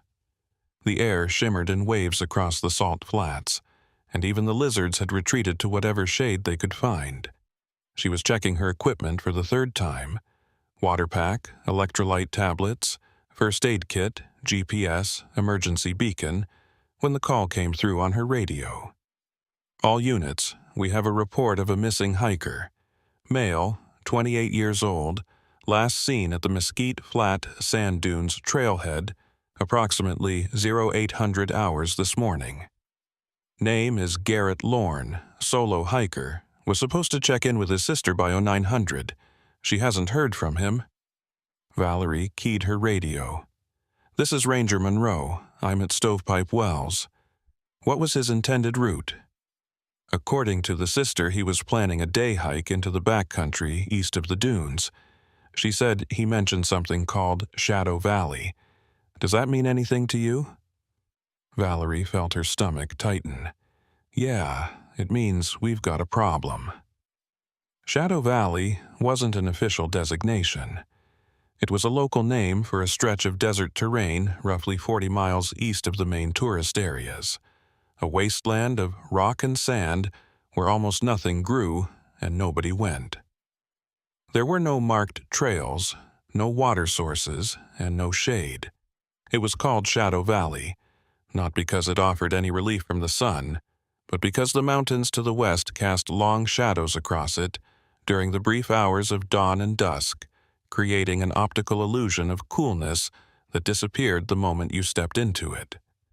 Most importantly, it was outside the range of reliable radio communication. The mountains and the sheer distance created dead zones where signals couldn't reach. If Garrett Lorne had gone into Shadow Valley, he'd effectively vanished into a 40-mile stretch of nothing. "I'm heading out," Valerie said. "Alert the rest of the team. We'll need a full search and rescue operation if he's really out there." "Copy that. Be careful, Val. It's going to be a hot one." "They're all hot ones," Valerie muttered, but she said it after she'd released the radio button. She climbed into her patrol truck, cranked the air conditioning to maximum, and pulled out onto Highway 190. The road stretched ahead of her like a black ribbon, heat rising from the asphalt in visible waves. To her left, the mesquite flat sand dunes rolled like frozen waves, their curves perfect and golden, beautiful from a distance, deadly up close. The drive to the trailhead took 15 minutes. When she arrived, she found a single vehicle in the small parking area, a dusty Subaru Outback with Colorado plates. The driver's side door was unlocked, and inside she found a wallet with Garrett Lorne's ID, a half-empty water bottle, and a trail map that had been marked with a red pen. Valerie studied the map. The red line started at the dunes, headed east, and then simply stopped in the middle of what the map labeled as unmapped terrain. Shadow Valley. He'd drawn a question mark at the end of the line. "Idiot," she said softly, though there was more frustration than anger in her voice. Every year, people came to Death Valley thinking they could handle it, thinking that because they'd hiked in Colorado or Arizona or wherever, they understood extreme heat. They didn't. Nobody really understood it until they'd felt it trying to kill them. She grabbed her pack, locked her truck, and started walking.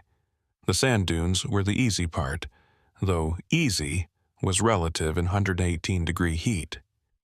Her boots sank with each step, and sweat was already soaking through her uniform shirt.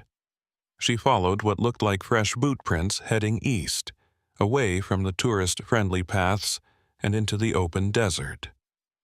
After 30 minutes, the dunes gave way to hardpan, flat, cracked earth that baked under the sun like ceramic. The boot prints were harder to follow here, just faint impressions in the dust. But Valerie had done this before. She knew how to read the desert, how to spot the tiny disturbances that marked a person's passage. The radio on her shoulder crackled. "Monroe, this is dispatch. What's your status?" "I'm about 2 miles east of the trailhead, following prints that I believe belong to Lorne. No visual yet. Copy.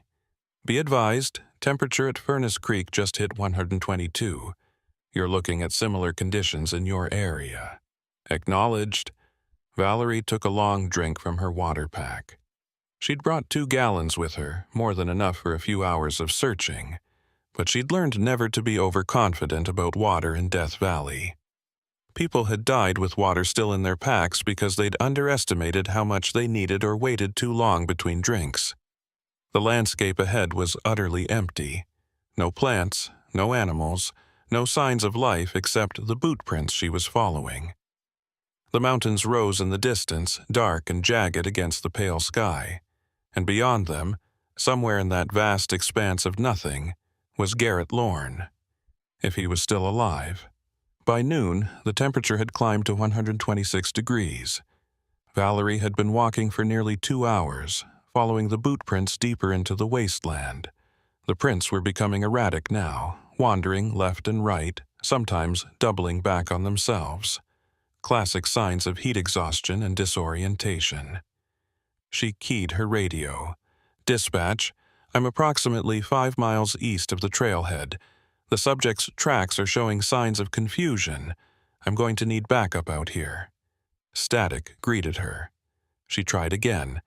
"Dispatch, do you copy?" More static, with a faint crackling underneath that might have been a voice or might have been interference. She checked her radio's display. The signal strength was low, barely 1 bar. She was entering the dead zone. "Great," she muttered. She kept walking. The boot prints led to a low rise, and when she crested it, she stopped. Below her, the ground dropped away into a shallow depression maybe 2 miles across. The floor of the depression was darker than the surrounding desert, covered in what looked like volcanic rock or ancient lava flow. And in the center of it, something was reflecting the sunlight. Something metallic. Valerie pulled out her binoculars and focused on the glint. It took her a moment to identify what she was seeing. A backpack lying on its side. The metal frame was what had caught the light.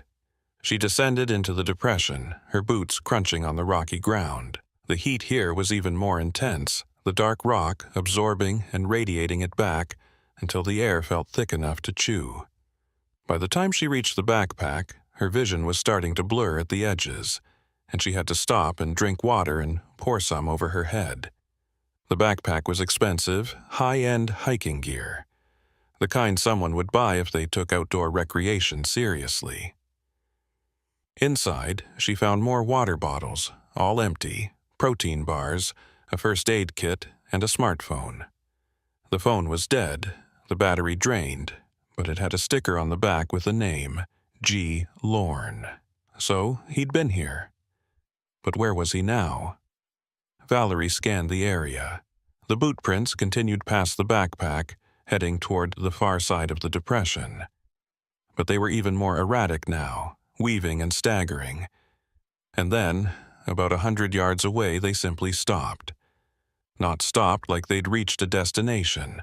Stopped like the person making them had vanished. Valerie walked to the spot where the prints ended. She crouched down, studying the ground. The last clear print showed a boot heel dug deep into the dirt, like someone had stumbled or fallen, but there were no signs of a fall. No body, no blood. Just that final print, and then nothing. She straightened up, feeling a prickle of unease. Heat exhaustion could cause hallucinations, could make people do strange things, but it couldn't make them disappear. Her radio crackled. Not the normal static she'd been getting, but a different sound. A low, rhythmic noise that took her a moment to identify. Footsteps. Someone was walking. She could hear it clearly through the radio, the crunch of boots on hard ground, steady and purposeful. One step, another. "Hello?" she said into the radio. "This is Ranger Monroe. Who's on this channel?" The footsteps continued, and then, faintly, a voice. It was distorted, barely recognizable as human speech, but she caught fragments. "East, 100 paces. Shadow, can't see." Garrett Lorne, is that you?" The voice cut out, replaced by static. But the footsteps continued, perfectly clear, as if someone was walking right next to her radio and she was hearing every step. Valerie looked around the empty depression. She was alone. There was nobody within miles of her position. And yet the footsteps kept coming through her radio, steady and relentless. She pressed the transmit button. "Dispatch, if you can hear me, I'm picking up an unknown transmission on this channel. Possible distress call. I'm going to try to triangulate the source." No response. Just more static. And underneath it, those footsteps. Then the voice came back, clearer this time. 200 paces east, shadow on the right. Follow the shadow." Valerie's mouth went dry. The voice was giving directions, counting paces. But who was it talking to? And why was it coming through her radio when there was nobody out here to transmit it? She looked east. 200 paces would take her to the far edge of the depression, where the ground rose again into a series of low hills. And on the right side of those hills, she could see darker areas. Not shadows exactly, but places where the rock was darker, where the terrain curved in ways that might block the sun for brief moments. Against her better judgment, she started walking, counting paces. 1, 2, 3. The radio continued to crackle with those footsteps, keeping time with her own. At 100 paces, the voice spoke again. 100. Keep going. Shadow's waiting." "Who is this?" Valerie demanded. "Identify yourself." Keep going, not far now. 200 paces brought her to the edge of the depression. The hills rose above her, dark and forbidding, and there, on the right side, just as the voice had said, was a narrow cleft between two rock formations. Not quite a canyon, more like a crack in the earth. And deep inside that crack, she could see something pale against the dark rock. Fabric. White fabric, the kind used in hiking shirts. Valerie moved toward it, her heart pounding. The cleft was narrow, forcing her to turn sideways to squeeze through. The temperature dropped immediately. Not cool, but cooler, maybe 110 instead of 126.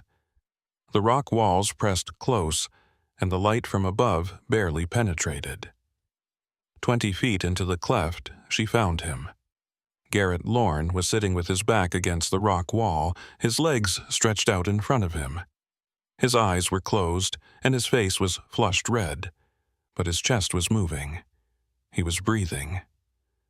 "Garrett," Valerie said, dropping to her knees beside him. "Garrett, can you hear me?" His eyes fluttered open. They were unfocused, glassy. "Shadow," he mumbled, "told me to follow the shadow. I'm going to get you out of here. Can you stand?" Tried to walk, kept walking. Voice said follow, said count. 200 paces, found the shadow. Valerie pulled out her water pack and held it to his lips. "Drink." Slowly. He drank, some of the water spilling down his chin. His skin was hot to the touch, dangerously hot. Classic heat stroke. She needed to get him cooled down and get him out of here fast. She keyed her radio. "Dispatch, I found the missing hiker. He's alive, but suffering from severe heat stroke. I need immediate medevac to my position." Static answered her. No voice, no response. Just the endless white noise of dead air. And then, cutting through the static, those footsteps again. Walking away now, growing fainter. Valerie stared at the radio. Her hand was trembling slightly, and it wasn't just from the heat. "Who's there?" she whispered. The footsteps faded completely. The radio went silent. And somewhere in the vast emptiness of Shadow Valley, something that shouldn't exist had just led her straight to a dying man. Valerie spent the next 15 minutes stabilizing Garrett as best she could. She got more water into him, used the remaining water from her pack to soak his shirt and cool his core temperature, and positioned him in the deepest part of the cleft where the temperature was marginally lower. His pulse was rapid and thready, his skin hot and dry, all signs of advanced heat stroke. He needed professional medical attention, and he needed it soon. The radio situation was more complicated. Every time she tried to transmit, she got nothing but static. Her GPS was working, which meant at least some satellite signals were getting through, but radio frequencies seemed to be completely blocked. The mountains, the distance, the dead zone, all of it was conspiring to cut her off from help. She pulled out her emergency beacon, the satellite-based device that was supposed to work anywhere on Earth. She activated it, sending an automated distress signal with her GPS coordinates. In theory, that would reach search and rescue teams within minutes. In practice, she had no way to know if it had transmitted successfully. All she could do was wait. Garrett drifted in and out of consciousness. When he was awake, he mumbled disjointed things about the voice on the radio, about counting paces, about following shadows. Most of it made no sense, the confused ramblings of a heat-damaged brain, but some of it made Valerie deeply uncomfortable. "It knew," he whispered at one point. "Knew where I was, knew how to find the shade. How did it know?" "Just rest," Valerie told him. "Help is coming." "Was it you? On the radio?" "No, that wasn't me." "Then who?" Valerie didn't answer because she didn't have an answer. The voice on the radio, the one that had given her directions to this spot. It hadn't been dispatch, it hadn't been any of her fellow rangers. The transmission had been too clear, too direct, cutting through static that blocked everything else. And the footsteps. Those steady, purposeful footsteps that had matched her own pace. She pulled out her radio and checked it again. The device was functioning normally, no damage, no obvious malfunction. The signal strength was still low, still just 1 bar, but it should be capable of receiving transmissions from other rangers if they were close enough. She pressed the transmit button. "This is Ranger Monroe.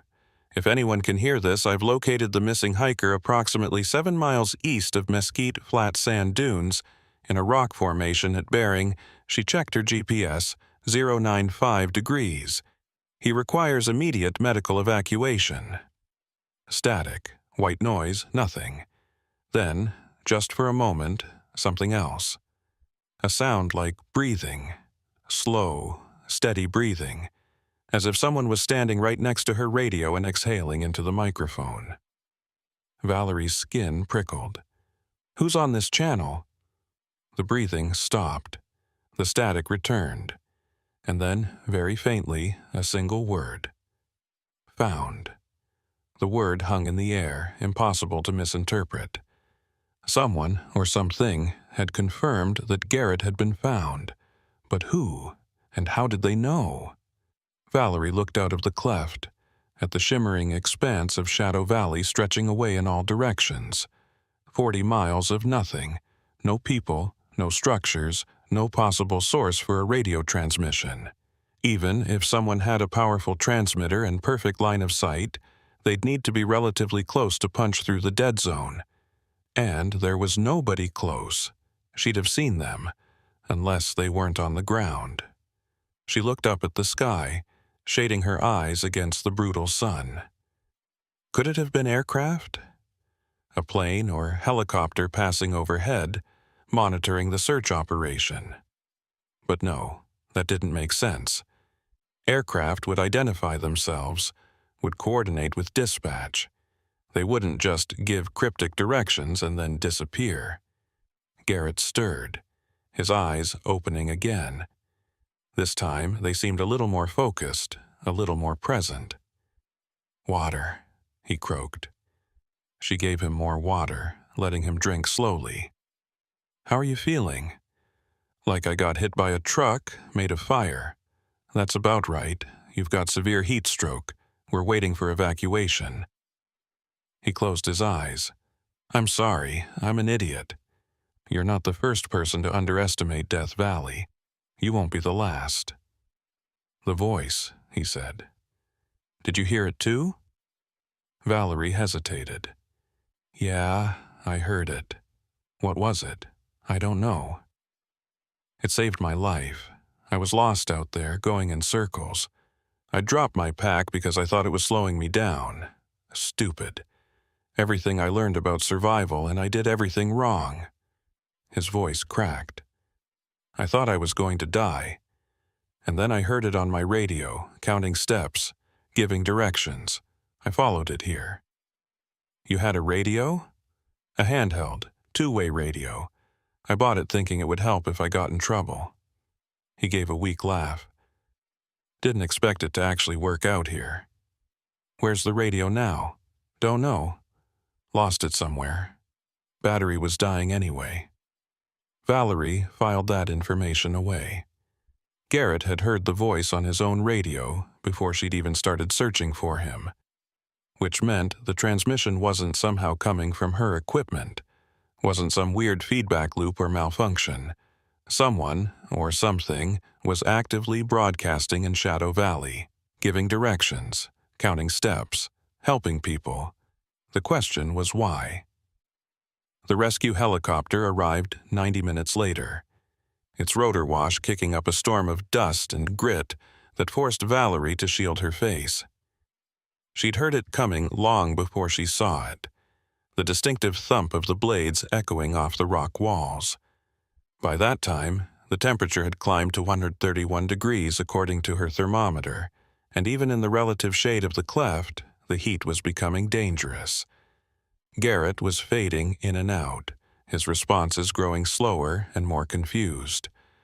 Valerie had used the last of her water to keep him cool, and her own head was starting to pound with the early warning signs of heat exhaustion. When the helicopter settled onto a flat area about 200 yards away, she felt a wave of relief so intense it almost made her dizzy. 2 paramedics jumped out carrying a stretcher and medical gear. They moved with practiced efficiency, reaching the cleft in under 3 minutes despite the brutal heat. One of them, a woman named Torres who Valerie had worked with before, immediately began assessing Garrett while her partner set up an IV line. "Core temp is 106, Torres said, checking her thermometer. "He's lucky you found him when you did. Another hour out here and we'd be recovering a body." "How long to get him stable enough to move?" Valerie asked. 10 minutes. We need to get fluids in him and bring his temp down a bit more. You okay?" "I'm fine." Torres gave her a look that said she didn't believe that but was too busy to argue. "When's the last time you drank water?" Valerie realized she couldn't remember. "A while ago. There's an extra pack in the helicopter. Go. We've got him." Valerie wanted to argue, wanted to stay until Garrett was safely loaded and airborne, but her body was making the decision for her. Her vision was blurring again, and her hands were trembling. She nodded and walked toward the helicopter. The pilot, a man named Rodriguez, was waiting by the open door with a fresh water pack. "Heard you had a hell of a time finding him," he said, handing her the pack. Valerie drank deeply, the water almost painfully cold against her sun-scorched throat. It was unusual. How so? She told him about the radio transmissions, about the voice that had given her directions, about Garrett hearing the same thing on his own radio. Rodriguez listened with a skeptical expression that gradually shifted to something more thoughtful. "That's weird," he said finally. "We didn't have any other units in this area, and even if we did, radio signals don't travel through dead zones like this. The mountains block everything." "I know, but I heard it. Clear as day. Footsteps, directions, everything." Rodriguez pulled out his own radio and keyed it. "Dispatch, this is Air Rescue 7. Do you copy?" Static answered him, thick and heavy. He adjusted the frequency and tried again. Still nothing but white noise. "Yeah," he said, "dead zone. We're completely cut off out here. Whatever you heard, it wasn't coming from our network." Then where was it coming from? No idea. Could be interference from something. Weather phenomena, electrical storms, magnetic anomalies. Desert does weird things to signals sometimes. He didn't sound convinced by his own explanation. The paramedics emerged from the cleft, carrying Garrett on the stretcher. He was conscious now, his eyes open and tracking, the IV bag hanging from a pole that Torres held. They loaded him into the helicopter with the smooth coordination of people who'd done this hundreds of times. Torres secured the stretcher and then leaned out. "We're taking him to Sunrise Hospital in Vegas. You want to ride back to Stovepipe?" Valerie shook her head. "I've got my truck at the trailhead. I'll hike back." "In this heat? Val, that's 7 miles. I've done worse." "Stubborn," Torres muttered, but she was smiling slightly. "At least take extra water. And if you start feeling dizzy or nauseous, you sit down in whatever shade you can find and call for pickup. Understood?" "Understood." They loaded her pack with additional water bottles, and Valerie stepped back as the helicopter's engines spooled up. The rotor wash intensified, and then the aircraft lifted off, banking west toward civilization and air conditioning and everything that Shadow Valley wasn't. Valerie stood alone in the empty depression, watching the helicopter disappear into the haze. The silence that followed was absolute. No wind, no animal sounds, nothing. Just the crushing weight of the heat and the vast emptiness of the desert. She pulled out her radio and turned it on. Static greeted her, the same white noise that had been there all day. She adjusted the frequency, scanning through the channels, listening for anything that sounded like a human voice. Nothing. Nothing. Nothing. Then, on Channel 7, normally reserved for interagency communication, she heard it again. Footsteps. They were slower this time, more measured, and underneath them that breathing sound, slow and steady. Valerie's grip on the radio tightened. "I know someone's out there," she said into the radio. "I know you helped us find Garrett Lorne. Thank you for that. But I need you to identify yourself. Who are you?" The footsteps stopped. For a long moment, there was only silence. Then, "Ranger." Just that one word spoken in a voice that sounded like it was coming from very far away, or very close. Valerie couldn't tell which. "Yes, I'm a ranger. Ranger Valerie Monroe. Who am I speaking to?" "Shadow Valley, 40 miles. No one should be here." "Are you in trouble? Do you need help?" "Help, yes. Gave help, took help, balance." The voice was fragmenting, breaking into pieces like a bad cell phone connection. Valerie could barely make out the words. "I don't understand. What do you mean, balance?" "Walked, counted, 200 paces, found the shadow. Now you walk, now you count." "Walk where?" "I need to get back to my truck. It's 7 miles west of here." 7 miles west, follow the steps, don't follow the shadow." And then the radio went dead. Not even static now, just empty silence. Valerie pressed the power button, but the device didn't respond. She pulled the battery pack, checked the connections, put it back together. Still nothing. The radio was completely inert, as if it had never worked at all. "Perfect," she muttered. She looked west toward where her truck waited. 7 miles of open desert, probably closer to 8 given the terrain, in 131-degree heat, without radio communication. The smart move would be to activate her emergency beacon again, wait for another helicopter pickup. But something about the voice on the radio bothered her. Not the fact that it existed, though that was certainly strange, but what it had said. "Don't follow the shadow." Why would it tell her that, and why did it sound almost like a warning? Valerie checked her water supply. She had almost 2 gallons now, thanks to the paramedics. Enough to get her back if she was careful, if she paced herself, if she didn't do anything stupid. She started walking west. The first mile was manageable, uncomfortable, brutal, but manageable. Valerie had done heat training, had spent enough summers in Death Valley to know how to move efficiently in extreme temperatures. Short steps, steady pace, regular water breaks. Don't rush, don't push too hard, conserve energy. The second mile was harder. The temperature was still climbing, and according to her watch, it was now 134 degrees. She'd never experienced heat like this, and she'd lived in Death Valley for 6 years. This was approaching the kind of temperature that made headlines, that forced park closures, that killed people. She found herself thinking about the voice on the radio. Ranger. It had called her a ranger, as if identifying her role, her purpose. And then, "No one should be here." Was that a statement of fact, a warning, a judgment? Gave help, took help, balance. What did that mean?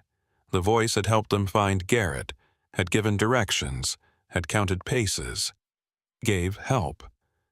But what did it take in return? Valerie's skin prickled despite the heat. She told herself she was being paranoid, that the heat was getting to her, making her imagine threats where none existed. The voice was probably just another hiker or ranger, someone with a malfunctioning radio that was somehow breaking through the dead zone. There had to be a rational explanation. "But 7 miles west," the voice had said. "Follow the steps. Don't follow the shadow." She looked at the mountains to her left. The sun was beginning its slow descent toward the western horizon, though it was still high enough to be punishing. In a few hours, those mountains would start casting shadows across the desert floor. Long shadows that might look inviting, that might seem to offer relief from the relentless sun. Don't follow the shadow. Valerie picked up her pace slightly, wanting to cover more ground while she still had full daylight. The terrain was becoming more difficult, the flat hardpan giving way to a field of broken rock that made every step treacherous. Her boots struck sharp edges and she had to watch her footing constantly. At the 3-mile mark, she stopped to rest, finding a boulder large enough to cast a small patch of shade. She sat down and drank water, calculating how much she had left versus how far she still had to go. The math was uncomfortable but not critical. She'd be fine as long as she didn't make any mistakes. Her radio, still clipped to her shoulder, suddenly crackled to life. Valerie jerked in surprise, nearly dropping her water bottle. She stared at the device. It was on. The display was lit, showing Channel 7, but she hadn't turned it on. The battery was dead. She'd confirmed that less than an hour ago. "Hello," she said cautiously. No response. Just static, but different from before. This static had texture to it, layers of sound that almost seemed to form patterns. She listened carefully, trying to pick out anything intelligible. And then she heard them. Footsteps again, but multiple sets this time. 2 people, maybe 3, walking in rhythm, boots on hard ground, steady and purposeful. "Who's there?" Valerie said. "Identify yourself." The footsteps continued, and underneath them, barely audible, voices, not speaking words exactly, but making sounds. Grunts of effort, heavy breathing, the kind of noises people made when carrying something heavy. Valerie felt her pulse quicken. This didn't sound like a rescue team. It sounded like... What? What was she actually hearing? The sounds grew louder, closer, as if the people making them were approaching her position. But when she stood and looked around, the desert was empty. Nothing moved except the heat shimmer and a dust devil spinning lazily in the distance. "This isn't funny," she said to the radio. "If this is some kind of joke..." The footsteps stopped. The breathing stopped. Everything went silent except the static. And then a voice, different from the one before, rougher and more strained. Not a joke. We walked 2. We counted 2. We followed the shadow. Valerie's blood ran cold. "Who are you?" "Names don't matter. Not anymore. Walked into the shadow. Never walked out." "I don't understand." "You will. When the sun sets, when the shadow reaches, you'll understand then." The radio went dead again, the display going dark. This time, when Valerie tried to turn it back on, nothing happened. The device was completely dead, and this time she didn't think it was coming back. She stood there for a long moment, her mind racing. The rational part of her brain was trying to find explanations. Radio interference, heat-induced hallucinations, some kind of psychological stress response. But another part, the part that had survived 6 years in one of the most dangerous environments on Earth by trusting her instincts, was screaming at her to move. "Don't follow the shadow." We followed the shadow. Never walked out. Valerie looked at the sun. It was lower now, definitely descending toward the horizon, maybe 2 hours until sunset. And when the sun set, the mountains would cast their shadows across Shadow Valley, turning it into what it was named for, a place where darkness fell across 40 miles of desert. She started walking again, faster now, her earlier caution overcome by a growing sense of urgency. 4 miles to go. She could do 4 miles in 2 hours if she pushed herself. She had to. The terrain got worse. The broken rock gave way to loose sand that sucked at her boots with every step. Her thighs burned, her lungs ached, and sweat poured down her face despite her body's attempts to conserve water. She drank regularly, knowing that if she let herself get dehydrated, she'd be done for. At the 5-mile mark, with the sun noticeably lower and the shadows from the mountains beginning to stretch, Valerie climbed a low rise and stopped. Below her, maybe 2 miles away, she could see her truck. It was a tiny white dot in the vast expanse, but it was there, real and solid and representing safety. But between her and the truck, something else had appeared. A shadow. It stretched across the desert floor, cast by the mountains to the west. It was long and dark, and growing longer by the minute as the sun descended, and the path to her truck went right through the middle of it. Valerie stared at the shadow. It was just a shadow. There was nothing inherently dangerous about a patch of darkness caused by a mountain blocking sunlight. It was actually cooler in shadow, easier to walk through. The rational choice would be to cut through it, save time and energy. Don't follow the shadow. We followed the shadow, never walked out. She pulled out her GPS and checked it. The device was still working, satellites still talking to it despite the dead zone.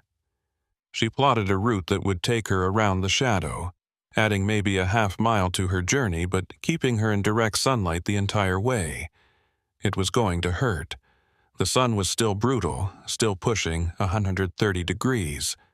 Walking in direct sunlight when shade was available went against every survival instinct she had.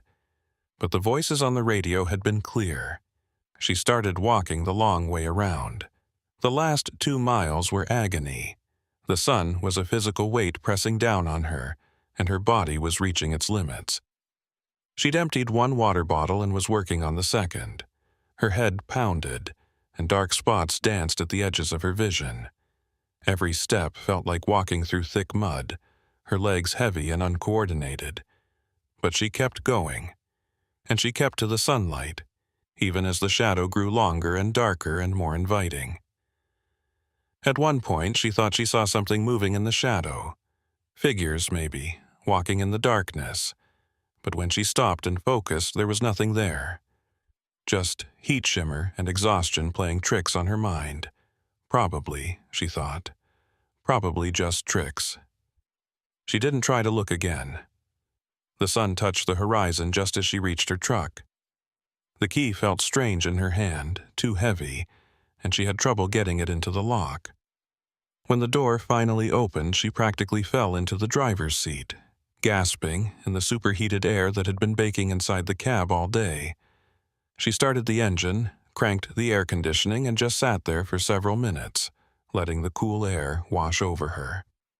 Her hands were shaking, and she couldn't tell if it was from exhaustion, dehydration, or fear. When she finally felt steady enough to drive, she put the truck in gear and pulled out onto the highway, heading west toward Stovepipe Wells. The sun was fully setting now, the sky painted in brilliant oranges and reds. And behind her, Shadow Valley was living up to its name, disappearing beneath a blanket of darkness that seemed deeper and more absolute than any normal shadow should be. Valerie drove for 20 minutes before her radio crackled to life one more time. She jumped, nearly swerving off the road, and grabbed the device. Monroe? It was dispatch, the signal clear and strong now that she was back in range. Monroe, do you copy? I copy, she said, her voice hoarse. I'm heading back to Stovepipe Wells. The missing hiker has been evacuated. Copy that. Good work out there. We heard it was rough. You have no idea. Get some rest. You sound exhausted. Will do. Monroe out. She set the radio down and focused on driving. The road stretched ahead of her, empty and straight. In her rearview mirror, Shadow Valley was a dark smudge against the darkening sky. And somewhere in that darkness, she knew, something was walking. Counting steps. Waiting for the next person to follow the shadow and never come back. Valerie turned up the air conditioning and didn't look back again. Valerie didn't sleep that night. She tried, lying in her small apartment at the Ranger housing complex, staring at the ceiling while the air conditioner hummed.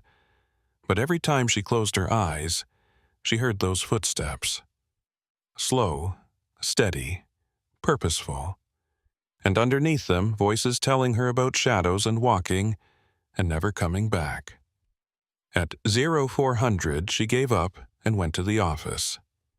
The ranger station was empty at this hour, just the night dispatcher on duty, an older man named Kowalski who'd been working Death Valley for longer than Valerie had been alive. He looked up in surprise when she walked in. "Monroe, what are you doing here? Thought you'd be sleeping after yesterday." "Couldn't sleep. Mind if I use the archives?" "Help yourself. Coffee's fresh if you want some." Valerie poured herself a cup and headed to the back room where the station kept its records. Everything was being digitized, slowly, but plenty of old files still existed only on paper. Incident reports, search and rescue operations, missing persons cases. Decades of Death Valley's history, stored in filing cabinets and bankers' boxes. She started with the most recent files and worked backward, looking for anything related to Shadow Valley. It didn't take long to find the first case. March 2019. A solo hiker named Marcus Petty, age 34, had disappeared while exploring the backcountry east of Mesquite Flat. His truck had been found at the trailhead, his backpack discovered 3 miles out. No body was ever recovered. The incident report noted that search teams had covered an area they referred to as the Shadow Depression, but radio communication had been problematic due to dead zones. Valerie pulled the file and kept searching. November 2017. 2 hikers, Sarah and James Kimball, a married couple from Oregon.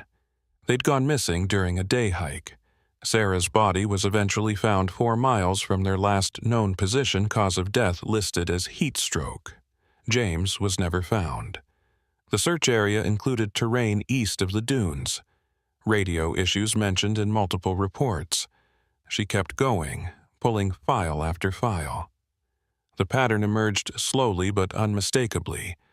Over the past 15 years, at least 8 people had gone missing in or near Shadow Valley. 3 bodies had been recovered. 5 were never found. And in almost every case, the search teams reported problems with radio communication, dead zones that made coordination difficult. But there was something else, something that made Valerie's skin prickle. In 4 of the cases, witnesses or survivors mentioned hearing voices on their radios, strange transmissions that gave directions or warnings. The reports always downplayed these accounts, attributing them to heat exhaustion or stress. But reading them now, knowing what she'd experienced, Valerie saw them differently. She pulled out one report from 2015, the disappearance of a ranger named Thomas Bright. He'd been on a solo patrol in the eastern backcountry when he stopped responding to radio calls. A search team found his truck and equipment, but Bright himself was gone. One of the searchers, a ranger named Patricia Hollis, had filed a supplemental report describing anomalous radio transmissions during the search.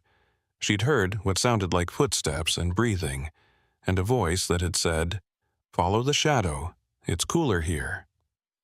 Hollis had noted that the voice seemed to be encouraging searchers to enter the shadow cast by the mountains during sunset. She'd advised her team to avoid those areas, though she couldn't articulate why. The recommendation was noted but not officially adopted. Thomas Bright was never found. Valerie sat back, staring at the pile of folders in front of her. 8 disappearances. Unexplained radio transmissions, warnings about shadows, and a 40-mile stretch of desert that seemed to swallow people whole. The rational explanations still held. Heat, dehydration, disorientation. These were known killers in Death Valley. People got lost, made bad decisions, wandered into areas where rescue teams couldn't reach them in time. That accounted for most of the deaths. But it didn't account for the radio transmissions. It didn't explain how multiple people, across multiple years, had reported hearing the same thing. Footsteps, breathing, voices giving directions. And it definitely didn't explain how yesterday, that voice had led her directly to Garrett Lorne, to a location she never would have found on her own. Kowalski appeared in the doorway. "Find what you were looking for?" "I don't know," Valerie said honestly. "What do you know about Shadow Valley?" The old ranger's expression shifted, became more guarded. "It's a dead zone, bad area. We try to keep people out of there, but you can't watch every hiker who decides to go off trail." "Have you ever heard the stories about voices on the radio?" Kowalski was quiet for a long moment. Then he came into the room and closed the door behind him. "I've worked Death Valley for 37 years, he said quietly. "And I've learned that this place has quirks, things that don't fit into neat explanations." "Like what?" "Like sounds that carry farther than they should, like mirages that seem too real, like areas where equipment malfunctions for no good reason." He paused. "And like voices on the radio that help you find people who should be dead. You've heard them. Once, about 20 years ago, we were searching for a lost kid, little girl who wandered away from her family's campsite. We'd been looking for hours and it was getting dark. Then my radio started crackling and I heard someone counting, just counting numbers, 1, 2, 3, all the way up to 37. At 37, I was standing next to a dry wash, and I looked down, and there she was. Unconscious, dehydrated, but alive. Did you report it?" "Sure. Nobody believed me. Said it must have been interference or another searcher whose transmission got mixed up. But I knew better. That voice wasn't coming from any of my team, and it led me right to that little girl, like it knew exactly where she was." He looked at Valerie intently.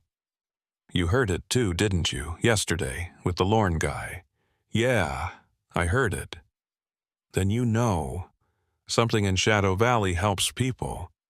But there's a price." "What kind of price?" "I think the people who go missing, the ones we never find, I think they followed it too far, trusted it too much. The voice helps you when you need it. But if you let it guide you into the shadows—" He shook his head. "Nobody comes back from the shadows." Valerie thought about the warning she'd heard. Don't follow the shadow. And the other voice, the rough one. "We followed the shadow, never walked out." "You think the missing people are still out there? In Shadow Valley?" "I think the desert keeps what it takes," Kowalski said. "And I think Shadow Valley takes more than most places. Whatever's out there, whether it's some weird phenomenon or just the way the heat and the terrain mess with our heads, it's real enough to kill people, and smart enough to help them sometimes. You keep that in mind next time you head out there." At 0800, Valerie's phone rang. It was Torres, the paramedic from yesterday. "Hey," Torres said. "Thought you'd want to know. Your guy Lorne is doing better. They've got his core temp down and he's coherent. Keeps asking to talk to you, actually." "To me specifically?" "Yeah. Says he needs to tell you something about what happened out there. You want me to give him your number?"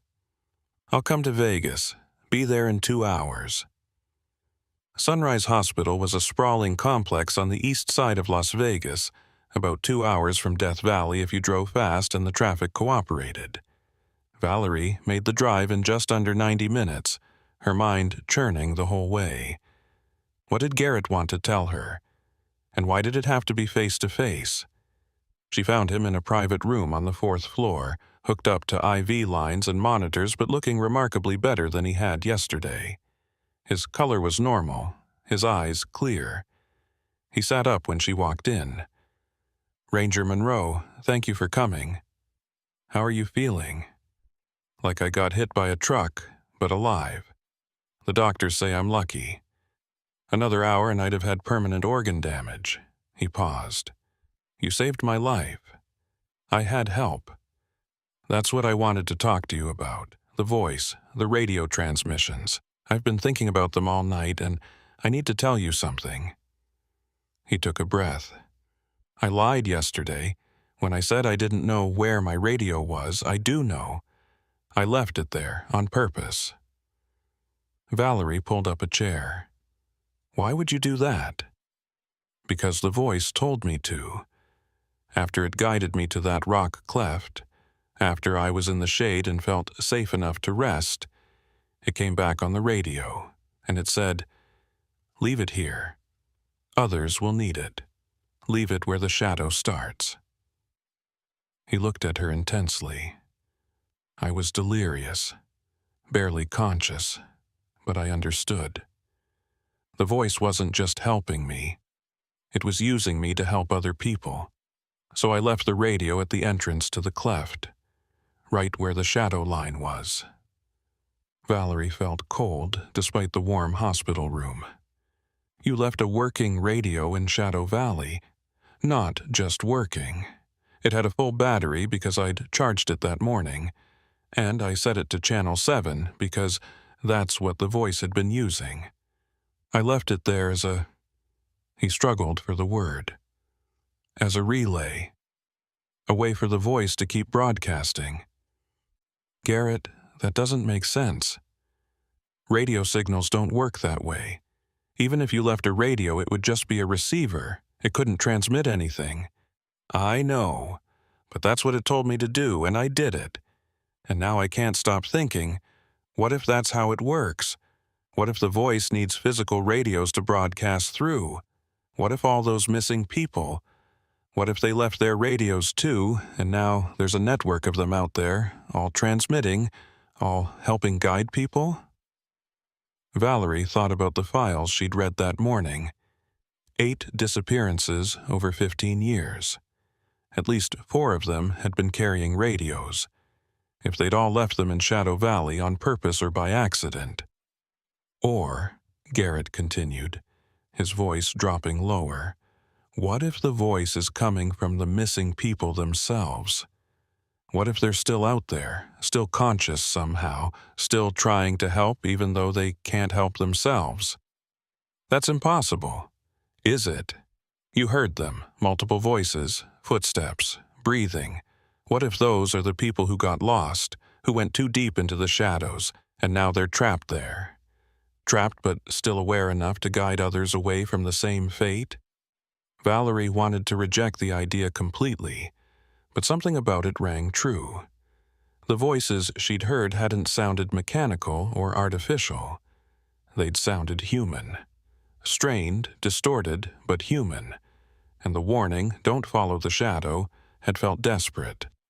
Like someone trying to prevent others from making the same mistake they had. "I need to go back," she said suddenly. "What? No, Ranger Monroe, you can't. That radio you left. If it's still there, I need to retrieve it. And I need to document the area properly. Understand what's actually happening in Shadow Valley. It's too dangerous. You barely made it out yesterday. Which is why I'll go in the early morning, before the heat gets unbearable. And I'll have a full team with me. But we need to know what we're dealing with." She stood up. "Get some rest, Garrett. And thank you for telling me this." She was at the door when he called out, "Ranger Monroe? One more thing. When the voice told me to leave the radio, it said something else. It said, 'The count never ends. The steps keep going. Someone has to listen.'" Valerie turned back. "What does that mean?" "I think it means that as long as people keep going into Shadow Valley, the voice will keep guiding them. Keep counting steps. Keep trying to save them. Even if it costs everything." Valerie assembled a team of 4 rangers, including Kowalski, for an expedition into Shadow Valley. They left at 0500 the next morning, when the temperature was a relatively mild 80 degrees. Each person carried triple the normal water supply, satellite GPS units, emergency beacons, and fully charged radios set to multiple channels, including Channel 7. The plan was simple. Reach the rock cleft where Garrett had been found, locate the radio if it still existed, and return before midday. No exploring deeper into the valley. No taking unnecessary risks. In and out, mission accomplished. They reached the cleft by 0700. The temperature was already climbing past 90, and the desert was waking up to another brutal day. Valerie led the team to the spot where she'd found Garrett, the narrow crack in the rock that had saved his life. And there, sitting at the entrance exactly where the morning shadow line fell, was a small handheld radio. One of the other rangers, a young man named Peters, reached for it, but Valerie stopped him. "Don't touch it yet. Document everything first. Photos, measurements, exact position." They spent 20 minutes photographing the scene.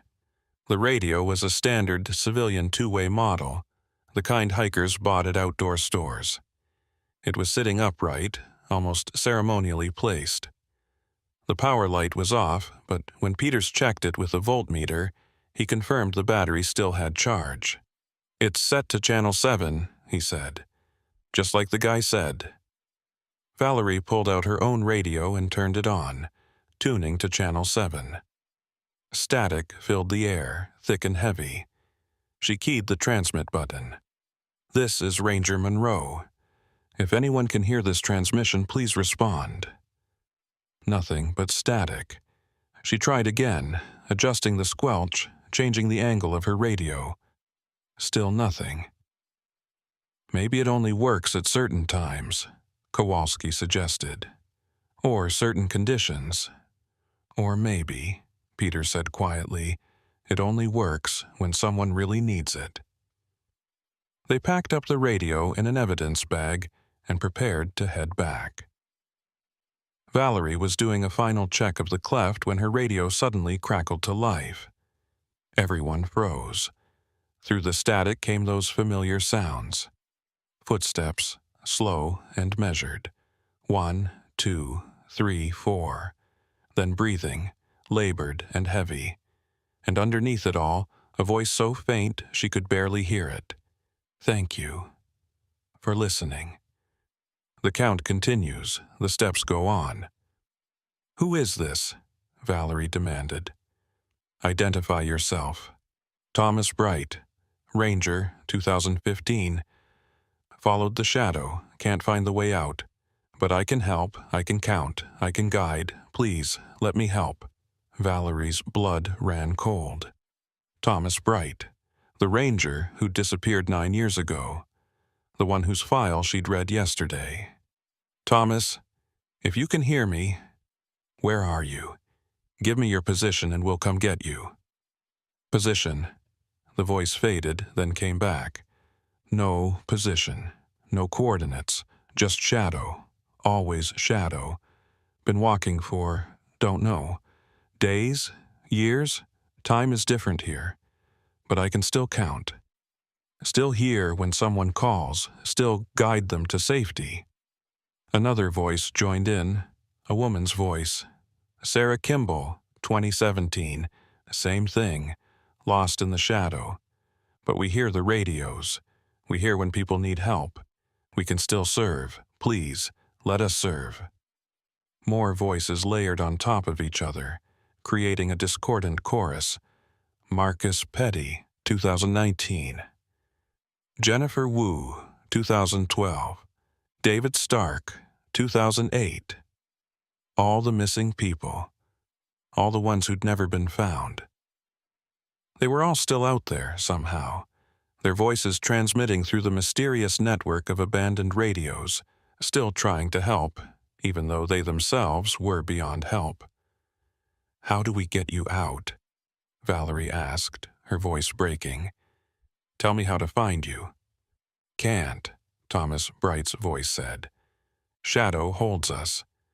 But it's okay. This is how we serve now. This is how we help. Just, please, tell people. Tell them don't follow the shadow. Stay in the light. Count their steps. We'll guide them. We'll keep them safe. But don't follow us. Don't try to come for us. The shadow doesn't let go. The transmission began to fade, the voices becoming more distant. Valerie could hear footsteps receding, growing fainter. And then, just before it cut out completely, the count continues. Someone has to listen. Thank you for listening. The radio went silent. The 4 rangers stood in the cleft, staring at each other in shock. Peters looked like he might be sick. Kowalski's face was grim but unsurprised, as if this confirmed something he'd suspected for years. "What do we do?" Peters whispered. Valerie took a deep breath, trying to steady herself. "We do what they asked. We document this. We tell people. We make sure everyone who works Death Valley knows.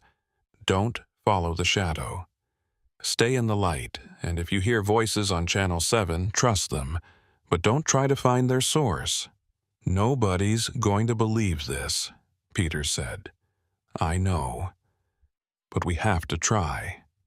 Valerie looked out at the vast expanse of Shadow Valley, at the empty desert where 8 people, maybe more, were still walking, still counting, still serving in the only way they could. We owe them that much. The official report listed the incident as anomalous radio interference of unknown origin.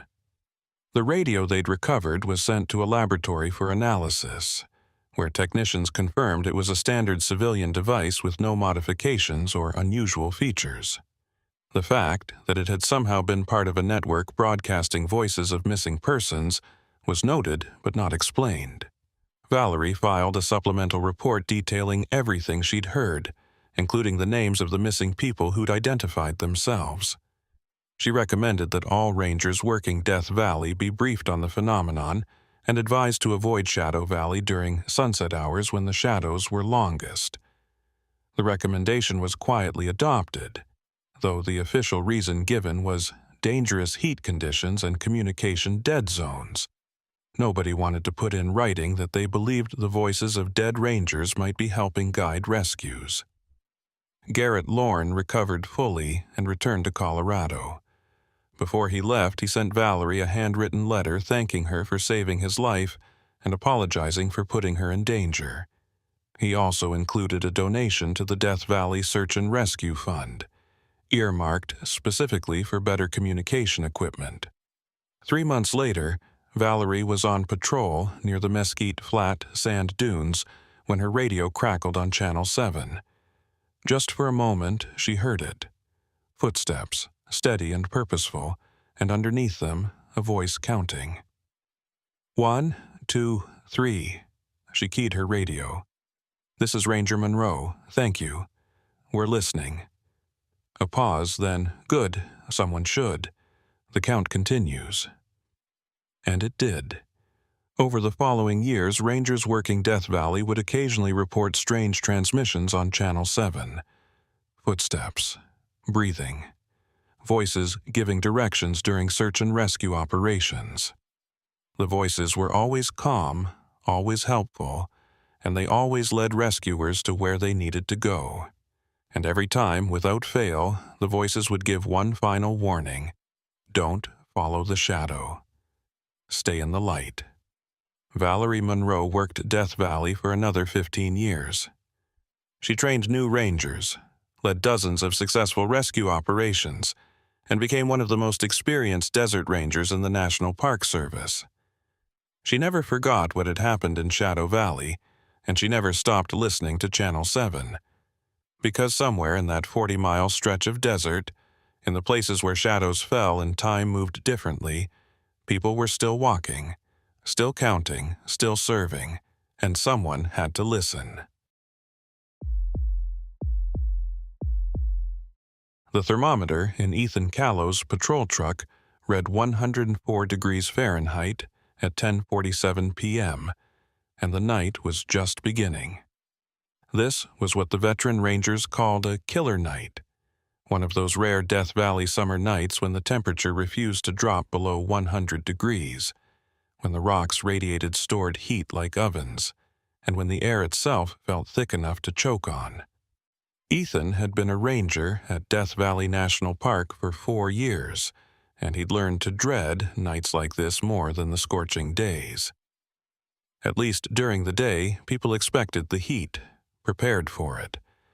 But at night, tourists let their guard down. They thought the desert would cool off, that they could sleep comfortably in their tents, that the worst was over once the sun went down. They were wrong. And on nights like this, that mistake could kill them. He was doing his routine patrol of the Furnace Creek campground, checking on the handful of campers who'd been brave or foolish enough to stay overnight during the peak of summer. Most of the campsites were empty. The smart people had evacuated to air-conditioned hotels in Beatty or Pahrump. But there were always a few diehards, the ones who wanted the authentic Death Valley experience, no matter how miserable it made them. Ethan drove slowly through the campground loop, his headlights cutting through the darkness. The beam illuminated picnic tables, fire rings, and the occasional tent or RV. Everything looked normal until he reached Site 37. At first, he thought someone had built an illegal campfire. There was a glow, orange and flickering, visible through the creosote bushes that bordered the site. But as he got closer, he realized the glow was wrong.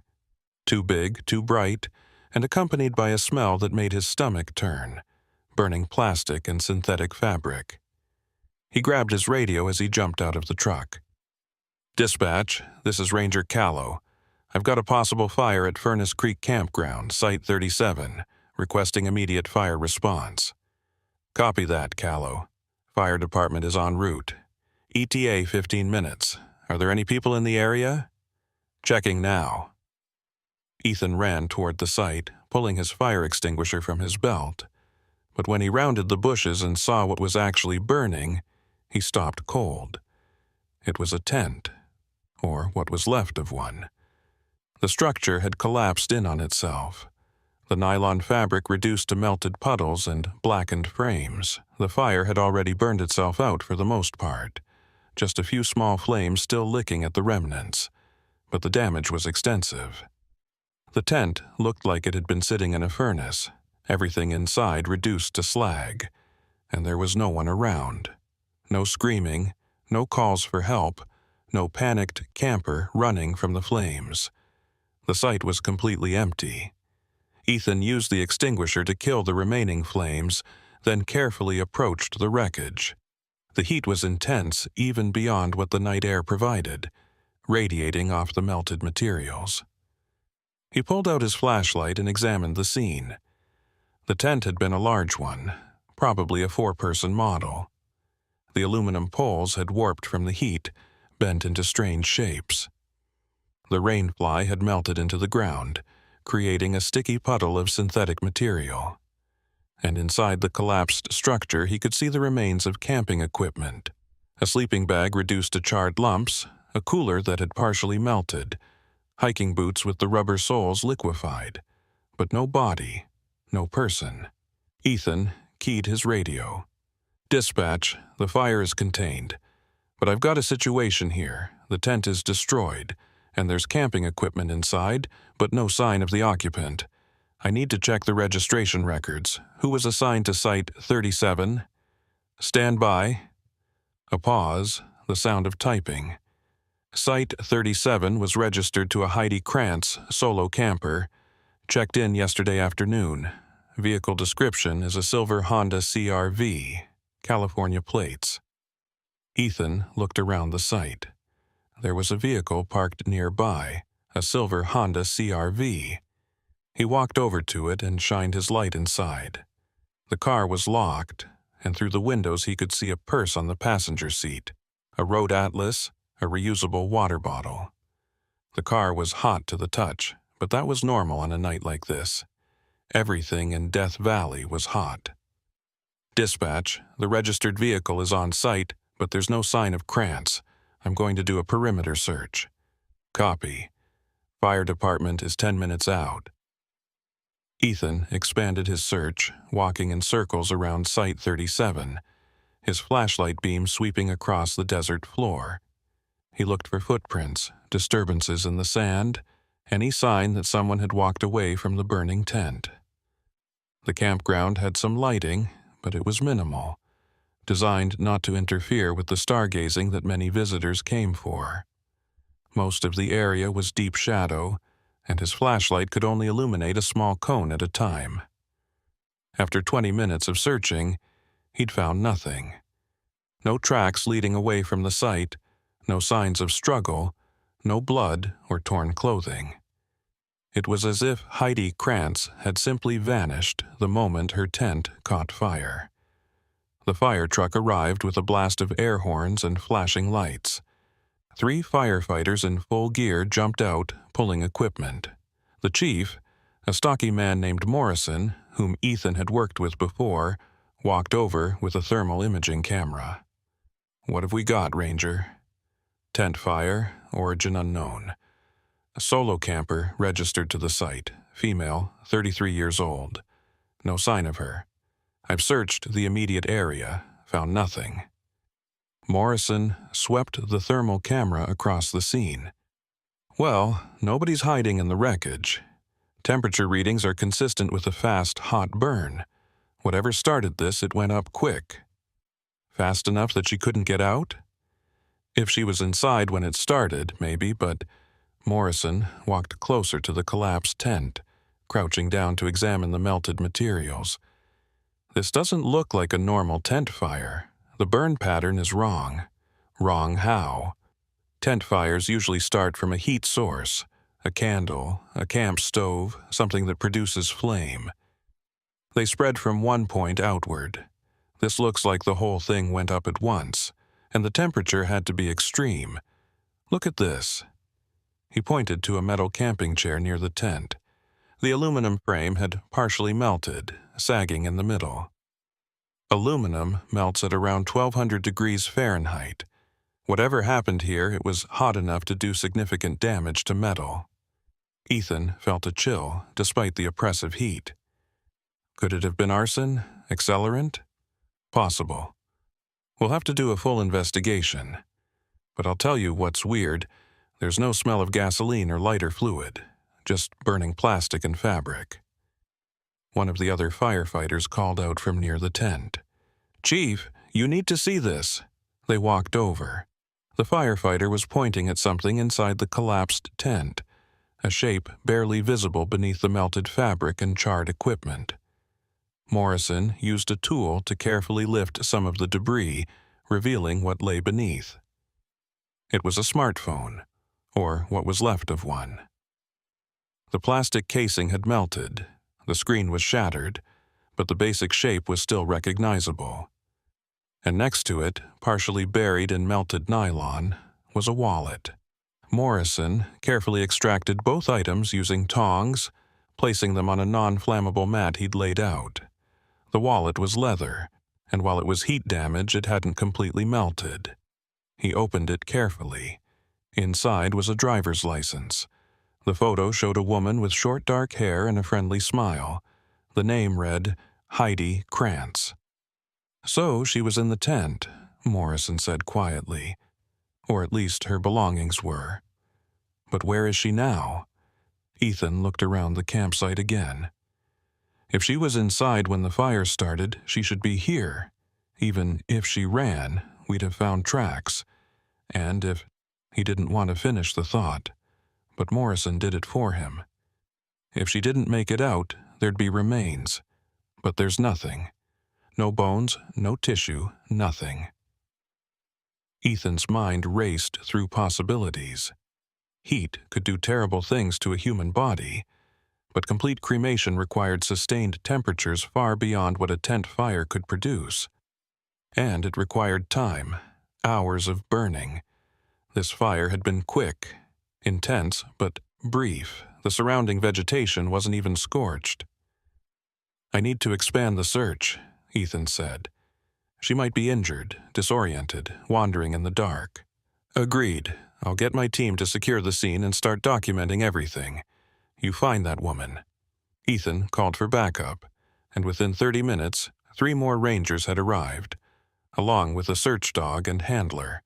They organized into teams, each taking a section of the campground and the surrounding desert, moving outward from Site 37 in expanding circles. The search continued through the night.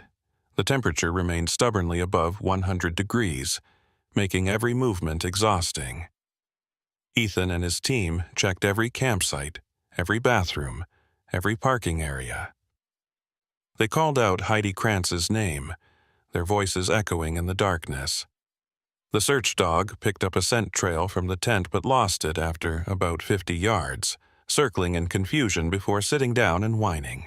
By 0300, they'd covered a 2-mile radius around the campground and found nothing.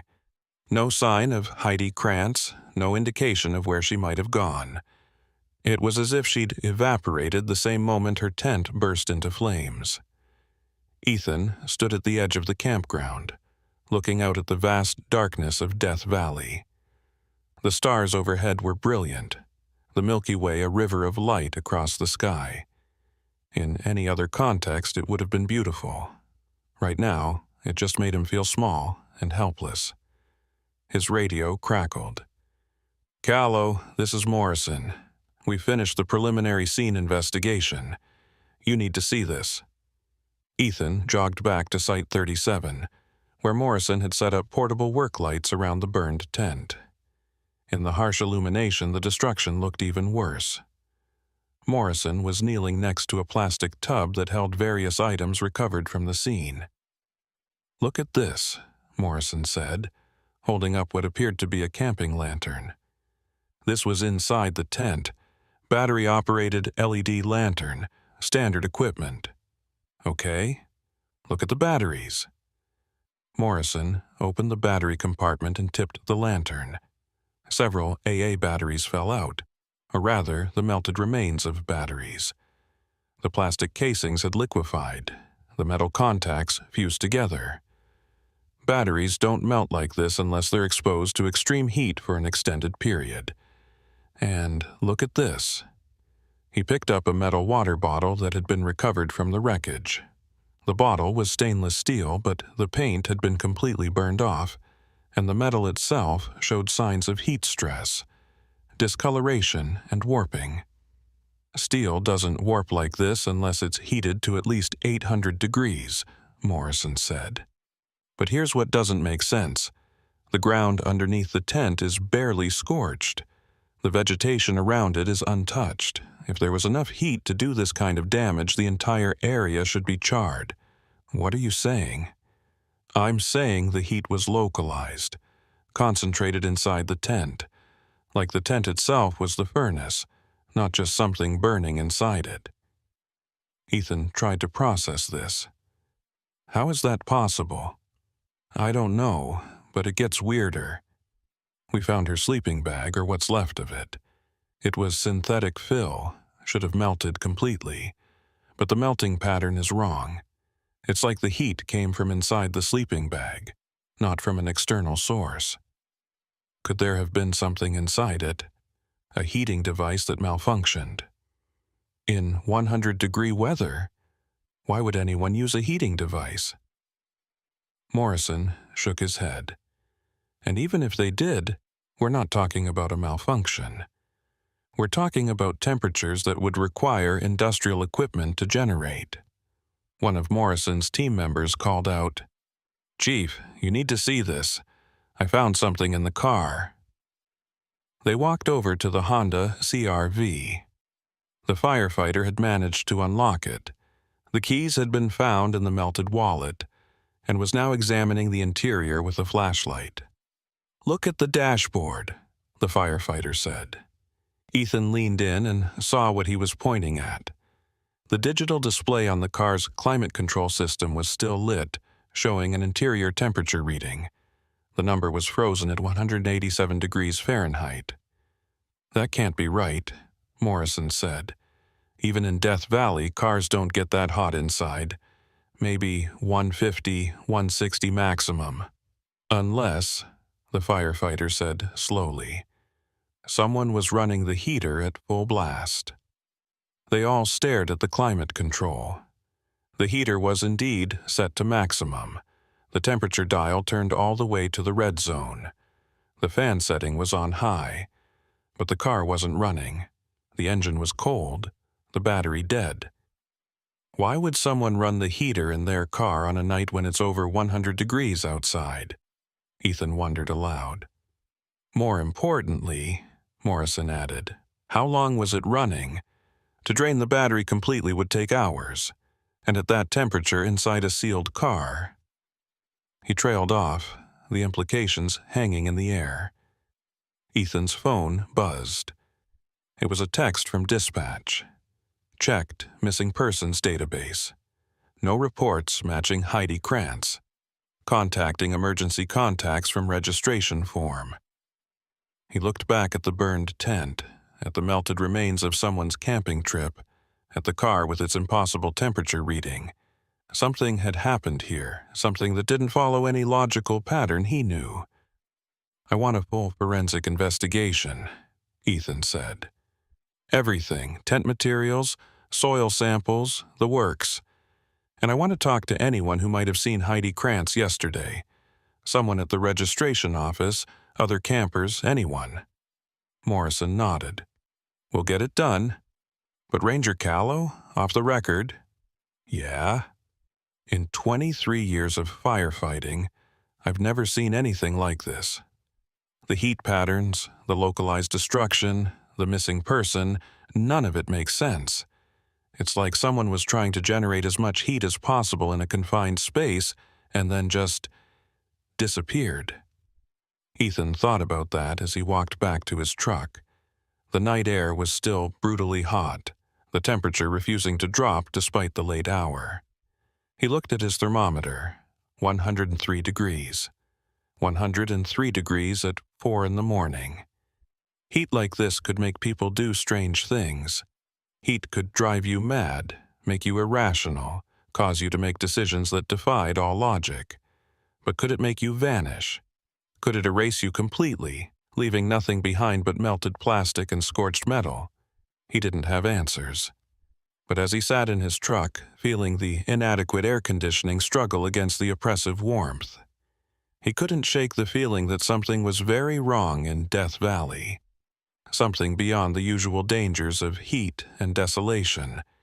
And somewhere out there, in the darkness and the terrible heat, Heidi Krantz was either hiding, running, or something worse. Something that Ethan's 4 years as a Death Valley Ranger hadn't prepared him for. By 0600, as the sun began to paint the eastern sky in shades of orange and red, Ethan had assembled everything they knew about Heidi Krantz. It wasn't much.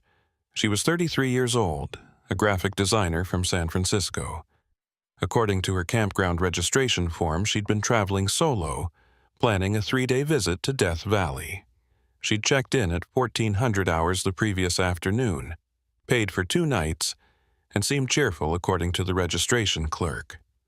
No apparent distress, no signs of illness or impairment. The emergency contact listed on her form was her sister, Nicole Krantz, also from San Francisco. Dispatch had called her at 0500, waking her with the news that her sister was missing. She was now driving down from the Bay Area, expected to arrive by noon. Ethan stood in the ranger station office, surrounded by printouts and notes, trying to piece together a timeline. The last confirmed sighting of Heidi was at 1830 hours, when another camper, an elderly man named Robert Patterson from Site 42, had seen her returning from the visitor center with what looked like several bottles of water and some snacks. Patterson remembered because he'd thought it odd that she was carrying so much water when her campsite was only a short walk away. She had maybe 8 or 9 bottles, Patterson had told Ethan when interviewed. Big ones, gallon jugs. I figured she was really taking the heat warning seriously. Smart, can't be too careful out here. But that raised a question. Where were all those water bottles now? The burned campsite had yielded only 1 partially melted gallon jug. If Heidi had purchased 8 or 9 bottles, where were the others? Morrison, the fire chief, arrived at the station with a preliminary report. His eyes were red from lack of sleep, and he moved with the heavy exhaustion of someone who'd been up all night doing forensic work. "Got some initial findings," he said, dropping a folder on Ethan's desk. "None of it makes this any clearer." Ethan opened the folder and started reading. The report confirmed what they'd observed at the scene. Temperatures inside the tent had reached at least 1,200 degrees Fahrenheit, possibly higher. The burn pattern was consistent with an intense, localized heat source, but no such source had been found. No camp stove, no lantern malfunction, no electrical equipment that could have generated that kind of heat. "We found something interesting in the soil samples," Morrison continued. "The ground directly beneath where the tent was, it's been baked, hardened like clay. That requires sustained heat over time, not just a quick flash fire. But again, nothing around it is burned. It's like someone put a kiln in the middle of the campsite." "What about accelerants?" Ethan asked. "Negative. We tested for gasoline, lighter fluid, alcohol, everything. There's no chemical signature that would suggest arson." Morrison paused.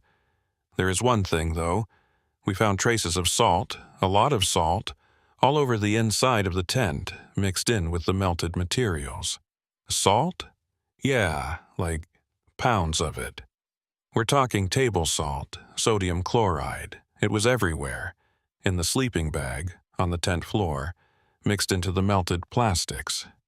We have no idea where it came from or why it would be there." Ethan thought about that. Salt in a tent. In Death Valley, salt was everywhere.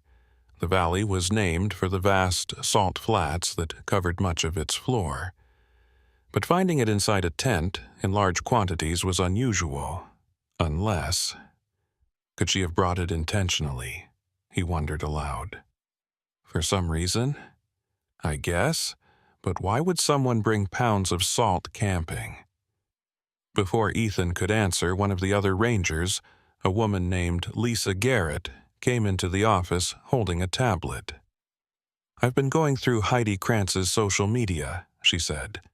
"Found her Instagram and Facebook. And guys, I think we might have a problem." She turned the tablet around, showing them a series of posts from Heidi's Instagram account. The most recent one, posted 2 days ago, showed a selfie of Heidi standing in front of the Death Valley National Park entrance sign. She was smiling, wearing sunglasses and a hat. The caption read, "Finally here. Been reading about extreme heat adaptation. Time to test my limits. Death Valley, hard heat training, / pushing boundaries." Garrett scrolled to earlier posts. Over the past 3 months, Heidi had been documenting what she called her heat tolerance project. There were photos of her sitting in saunas, exercising in heavy clothing, even one video of her in what looked like a homemade sweat lodge in her backyard. She was deliberately exposing herself to extreme heat, Garrett said. "Look at this post from 6 weeks ago." The post showed Heidi in workout clothes, her face flushed red, with the caption, "Day 30 of Heat Adaptation Protocol. Can now tolerate 150 dF sauna for 45 minutes. Body is learning. Next step, Death Valley. Going to prove humans can adapt to anything." Ethan felt his stomach drop. She was training herself for heat exposure? Looks like it. And check out this one from last week. Garrett pulled up another post. This one was a long text entry with no photo. "Research shows that extreme heat adaptation is possible, but requires gradual exposure and careful monitoring. The human body can adjust its thermoregulation through a process called heat acclimatization. I've been working on this for months, and I'm ready for the ultimate test. Death Valley in July, the hottest place on Earth. Some people think I'm crazy, but I believe our bodies are capable of so much more than we give them credit for. We'll document everything. Science through self-experimentation." She was using herself as a test subject, Morrison said quietly. "For what?" heat adaptation research? More like heat adaptation obsession, Garrett replied. Look at the comments. Her friends and family were worried. Her sister Nicole commented on several posts telling her to stop, that it was dangerous. But Heidi kept responding that she knew what she was doing, that she was being careful, that she'd consulted with experts. Ethan scrolled through more posts. The pattern was clear. Over the past 3 months, Heidi had become increasingly fixated on proving that humans could adapt to extreme heat. She'd documented every sauna session, every hot yoga class, every intentional exposure to uncomfortable temperatures, and all of it had been building toward this trip to Death Valley. But why the salt? Morrison asked. What does salt have to do with heat adaptation? Garrett did a quick search on her tablet. Hold on. Okay, here. Salt is used in some extreme heat training protocols. Athletes doing heat acclimatization will sometimes use salt loading, consuming extra sodium, to help with fluid retention and sweating efficiency. And... She paused, reading something. Oh, no. What? Some extreme protocols use salt in other ways. External application. There are fringe theories about salt helping with heat absorption or, I don't know, this sounds insane, but there are people who believe covering yourself in salt can help you withstand higher temperatures. It's pseudoscience, no legitimate research supports it, but the internet is full of people claiming it works. Ethan looked at Morrison. Could that explain the salt in the tent? Maybe. But it doesn't explain the temperature. Even if she was using salt for some kind of heat adaptation ritual that doesn't generate 1200-degree temperatures. A call came through on Ethan's radio. It was the search team leader, Ranger Mike Sullivan. Callow, we might have something. We expanded the search radius to 5 miles and picked up a thermal signature about 3 miles northeast of the campground. Human-shaped, stationary. Sending you the coordinates. Ethan's GPS unit beeped with the incoming data. He looked at the location. It was in a rocky area north of the campground, a place rarely visited by tourists because it was far from any marked trails. I'm heading out there now, Ethan said to Morrison and Garrett. You two keep working on the forensics. I want to know everything about heat adaptation protocols and why someone would deliberately expose themselves to extreme temperatures. He grabbed his gear and headed for his truck. The sun was fully up now, and the temperature was already climbing. The early morning coolness, such as it was, had evaporated, replaced by the familiar, oppressive heat of a Death Valley summer day. According to his thermometer, it was already 97 degrees, and it wasn't even 7 a.m. yet. The drive to the coordinates took 20 minutes over rough terrain. When Ethan arrived, he found Sullivan and 2 other rangers standing near a cluster of large boulders. One of them was using binoculars to look at something beyond the rocks. We haven't approached yet, Sullivan said as Ethan joined them. Wanted to wait for you, but you can see her from here. Ethan took the binoculars and looked. About 100 yards away, in a small depression between 2 rock formations, he could see a figure lying on the ground. Even from this distance, he could tell it was a person, and that they weren't moving. Could be her, Sullivan said. Body position suggests she's been there for several hours. No movement, no response to us calling out. They approached carefully, spreading out to avoid contaminating potential evidence. As they got closer, details became clear. It was definitely Heidi Krantz. Her features matched the driver's license photo. She was lying on her back, arms spread wide, face turned toward the sky, and she was wearing multiple layers of clothing. Ethan crouched beside her and checked for a pulse, knowing already what he would find. Her skin was cool to the touch despite the climbing temperature, and there was no heartbeat. She'd been dead for hours. But what struck him immediately was her appearance.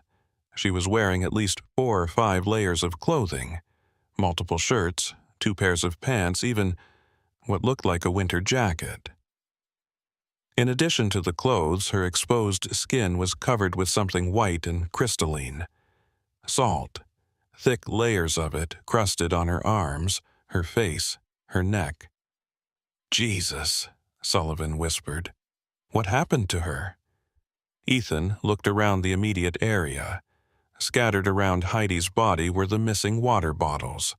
8-gallon jugs, all empty. There were also several bags that had contained salt, now empty. And most disturbingly, there was a portable camping heater, the kind that ran on propane, sitting about 10 feet from her body. The propane tank was empty. "She brought a heater," Ethan said, his voice hollow. "In Death Valley, in July. She brought a heater." Sullivan picked up one of the empty salt bags. "And she covered herself in salt. Why?"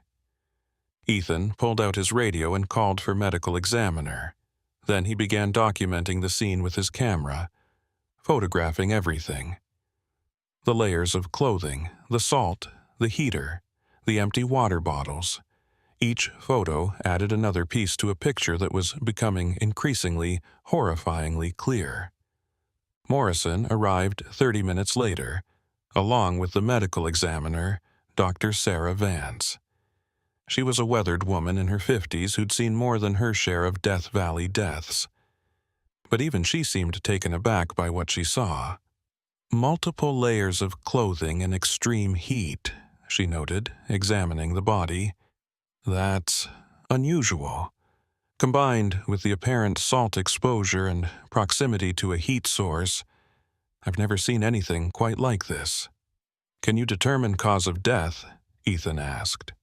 "Not definitively without an autopsy, but preliminary assessment suggests severe hyperthermia, heat stroke. Her body core temperature would have climbed to dangerous levels. Combined with what looks like extreme dehydration despite the presence of water bottles." She paused, lifting one of Heidi's arms. "Look at this." The skin beneath the salt was blistered in places, showing signs of thermal injury. "These are second-degree burns," Dervance said. "She was deliberately exposing herself to heat sources. The heater, probably, and the clothing layers would have trapped heat against her body, preventing cooling. Add the salt, which in large quantities can actually increase heat retention rather than helping with cooling. This was a recipe for disaster." Morrison was examining the portable heater. "This thing puts out serious BTUs. In an enclosed space like a tent, it would have created an oven-like environment. And if she was using it for hours, that explains the tent fire," Ethan said. "She was running the heater inside the tent. The heat built up until the tent materials reached their ignition point. The synthetic fabric would have gone up fast, probably while she was still inside. But she got out," Sullivan added. "Somehow she got out, and then she came here. Why?" Dr. Vance stood up, peeling off her examination gloves. "I can speculate based on what I'm seeing. This woman was engaged in what looks like extreme heat exposure, deliberately. She was wearing multiple layers, using external heat sources, preventing her body from cooling. When you do that, your thermoregulation system, the part of your brain that controls body temperature, starts to malfunction." "Malfunction how?" Ethan asked. "In extreme cases of hyperthermia, the hypothalamus, the brain's temperature control center, can become damaged. When that happens, your perception of temperature gets reversed. You feel cold when you're actually dangerously overheated.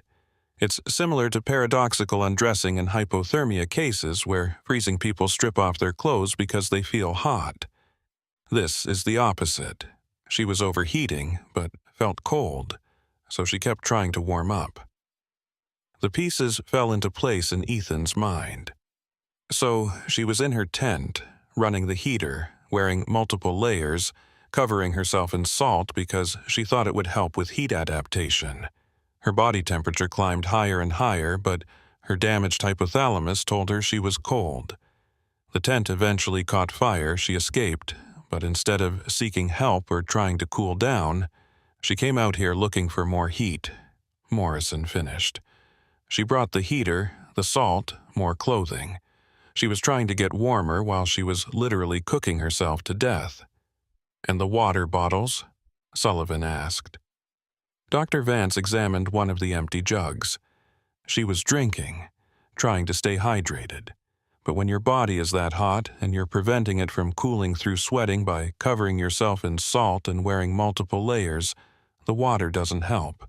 It just delays the inevitable.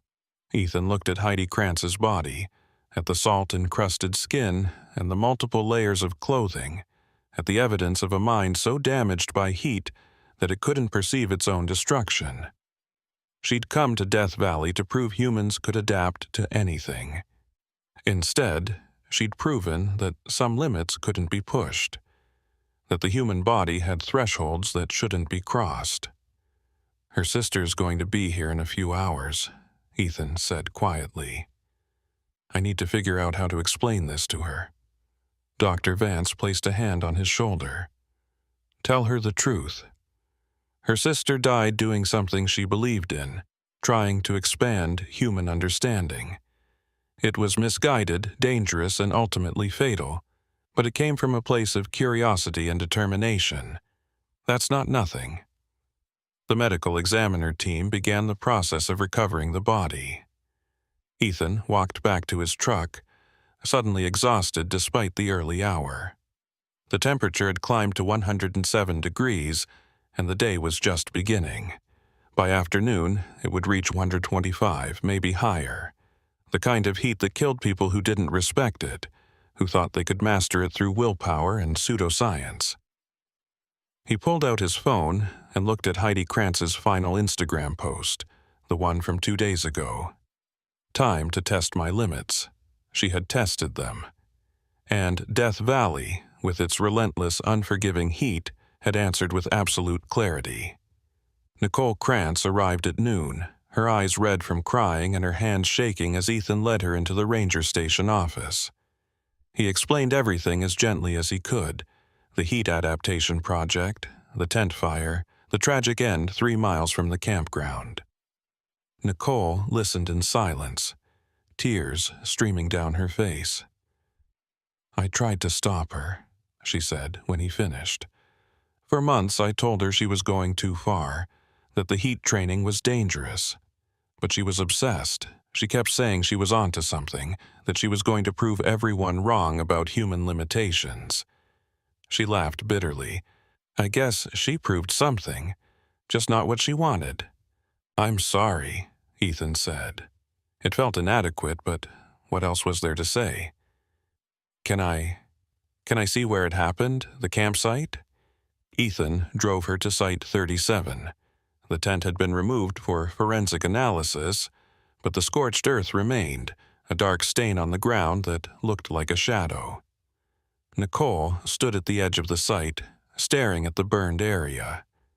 "She always pushed herself," Nicole said quietly. "Even as a kid.